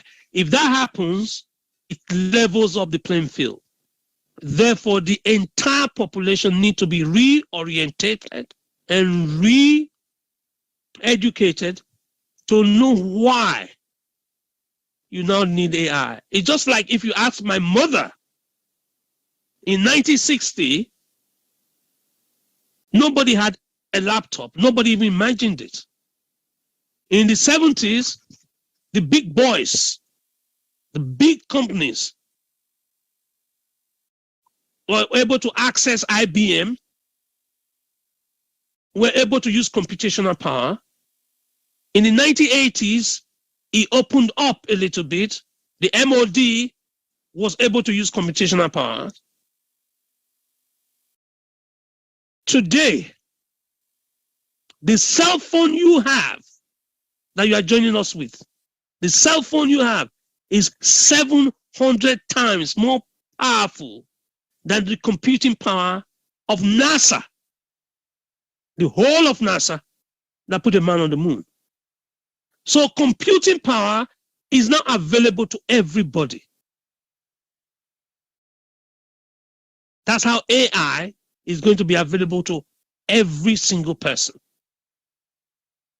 That's why I signed that letter, because anyone alive today that is not using AI to make passive income, the person needs to see a psychiatrist.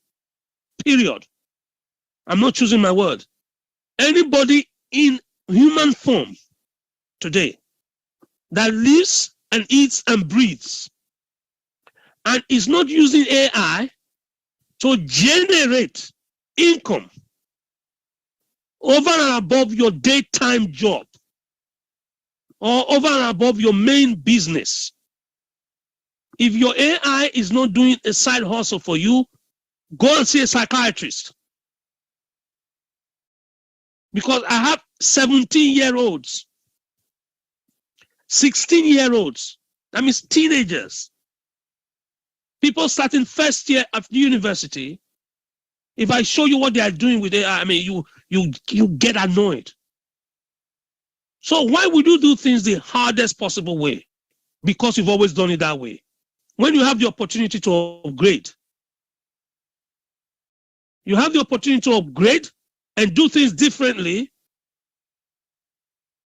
and you are now asking me philosophical questions about AI. I don't want any philosophical questions. I want you to ask me, what can I use AI to do today that will impact my bank account tomorrow? Period. And that's what Sam Odutan did. What can I use AI to do today?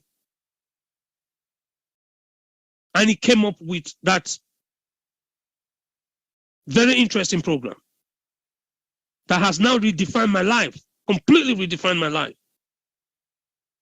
and will redefine your life. You don't even have to be a subject specialist. All you need to do is understand prompt and prompt engineering. And someone was asking me, if you were going to go to university today as a young man, what will you study? I just burst out laughing. There's only one course I will study, and right now it's not even available in the main universities. It's called prompt engineering. That's for another day. If I was going to have my time all over again, the only course I'll study would be prompt engineering. That means designing things that will make me to be able to produce a multi-million-dollar business plan. Listen to this, in minutes. I wrote a song for the coronation of King Charles, and it took me seconds. Let me say this slowly. I wrote a song of 7 stanzas for the coronation of King Charles, and it took me minutes because I was slow. I was aided by AI. I can preach a sermon in your church. I can give a talk in your mosque. I can give a teaching in your temple today, and it will take seconds for me to generate it. This is all we are going to do on Monday, bank holiday. You will do it, I will do it. Remember, it's a workshop. It's not a talk shop. So thank you very much. We've exceeded our time, but it means you enjoy the discussion. It means you enjoy the interaction. I hope you now go now and use it, the information you have here, to uplift your team, to reprogram your entire community, and to economically upgrade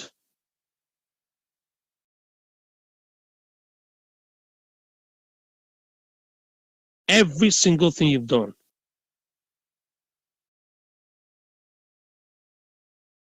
If you enjoyed today's session, It's available on most of the multiple platforms I mentioned. I think it's available on my Facebook page.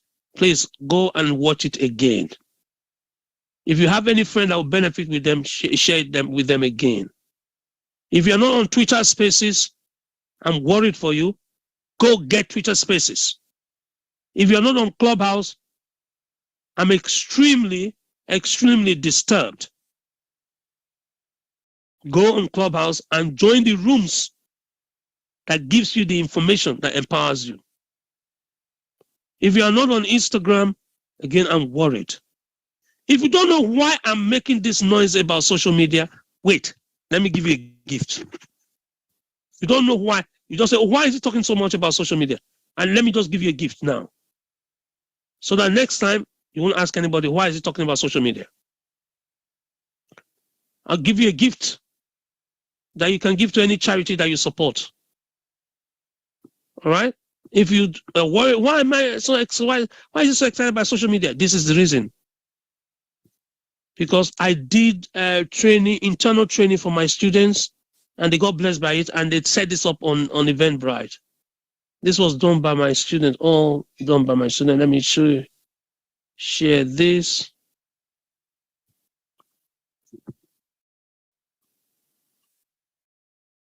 Oh, wait.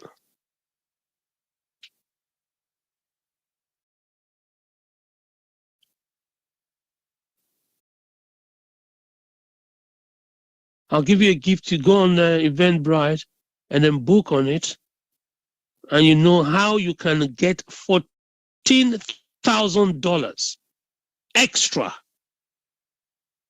for your charity and for your institution. 14,000 guaranteed. This is guaranteed. Your money back. If you can't make $14,000, it's guaranteed. It's social media. You should also prompt search it. Type social media, type Professor Chris Imafidon, and type Eventbrite. All of you, please do that. Social media, because that's scrolling. Go to social media. Type the keyword social media, and then type Eventbrite,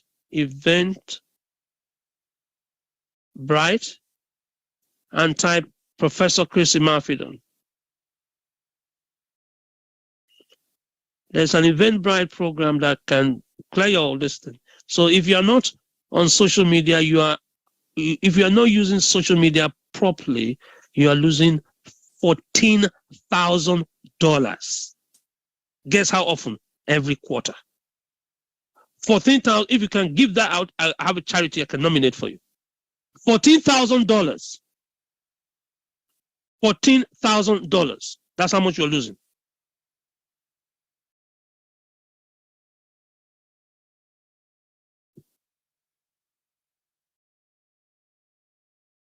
That's how much you're losing. $14,000 every month, every quarter. If you want to know how to do that, you can slide me a DM and say $14,000. I'll send you the link. We'll go and have a look at it. So please don't play small. I beg of you, do not play small. You don't gain anything by playing small. Some foolish people are using this tool for pedophilia, to abuse children. Others are using it for pornography, for abuse women. Let's use it. Let's not abuse it. Let's use it to empower others and generate wealth. Please. So if you're interested, please do the homework. Submit it to me. If you're on LinkedIn, send it to me via LinkedIn mail. Say you participated in this class and you would like to come for the bank holiday class, workshop, not class, workshop. If you are on Twitter, DM me on Twitter. Those of you in Clubhouse, please just slide a DM to back channel me. Back channel me. On IG, just back channel me. IG, DM me. IG, if you are on Instagram, that means IG, DM me. If you're on Twitter, please DM me. If you're on Clubhouse, back channel me. If you are on Twitter Spaces, also DM me. If you're on LinkedIn, LinkedIn mail, send to me LinkedIn mail. If you are on Zoom, please, wherever you got the invitation from, it'd be useful. Otherwise, you can type your email in the chat box or your social media credential in the chat box, and we'll try and contact you. And this discussion we're having today on fireflies, let me conclude by saying those that will fly will use firefly. If you're going to walk and ruin your organization, doing things that computers can do for you or that AI can do for you, you'll be tired very quickly.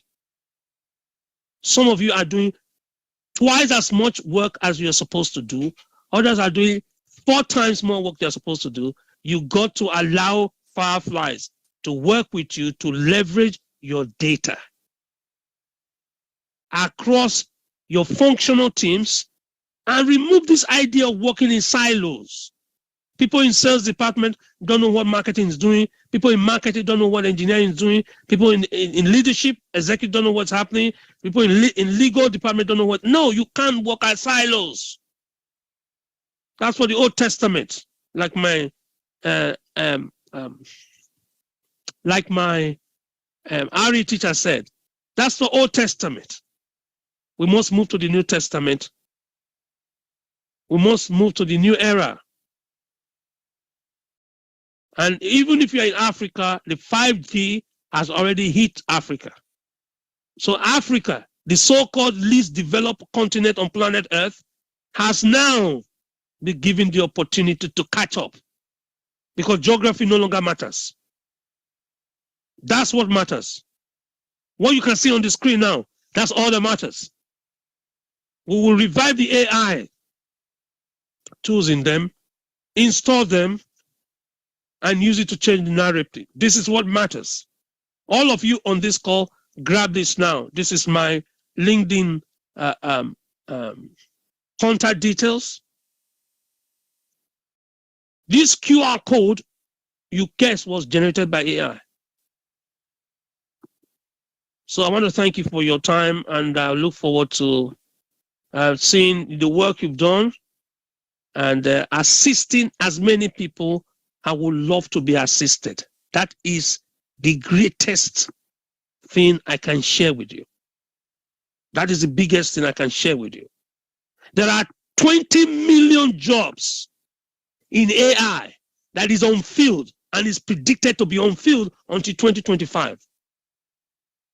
20 million jobs, 20 million jobs. Can you see what opportunity that presents to you? 20 million jobs cannot be filled because the universities are not responding to producing graduates that will step into this job. So tech companies have to train their staff and retrain them to be able to use things like machine learning and understand AI. So this is the battle we are fighting. It's existential. AI is a bigger danger to the whole of humanity than climate change. That's what my friend said. And I have reasons to believe him. AI is of huge importance because it has capacity for damage and destruction as well as reconstruction and development. So we have to be part of the team that will be able to work that through and tell our children this is essentially what we did. So thank you very much, and I look forward to seeing you. In the absence of any other question, let's count down and go and get some dinner if you are in Europe. It's dinner time. If you are in the US, you've just missed your lunch, past lunchtime. If you're in the Philippines, thank you for keeping up and staying awake because it's past midnight. We salute all of you that logged in from different time zones in the morning. Thank you. It is 4:30 a.m. Somebody is awake. 4:30 a.m. Which country is that? Somebody just typed 4:30 a.m. I can't believe this. Oh, okay, Jakarta. Yeah, 4:30 a.m. Thank you. Good morning for those of you in Jakarta. It's morning there. Good afternoon. And then good evening for good afternoon to the American friends and brothers, and good evening to our European cousins. I enjoyed the company, your company. I enjoyed your questions. Thank you for your desire and hunger to learn so that you can earn. And let's count down from 3, 2, 0, 1. God bless. Thank you.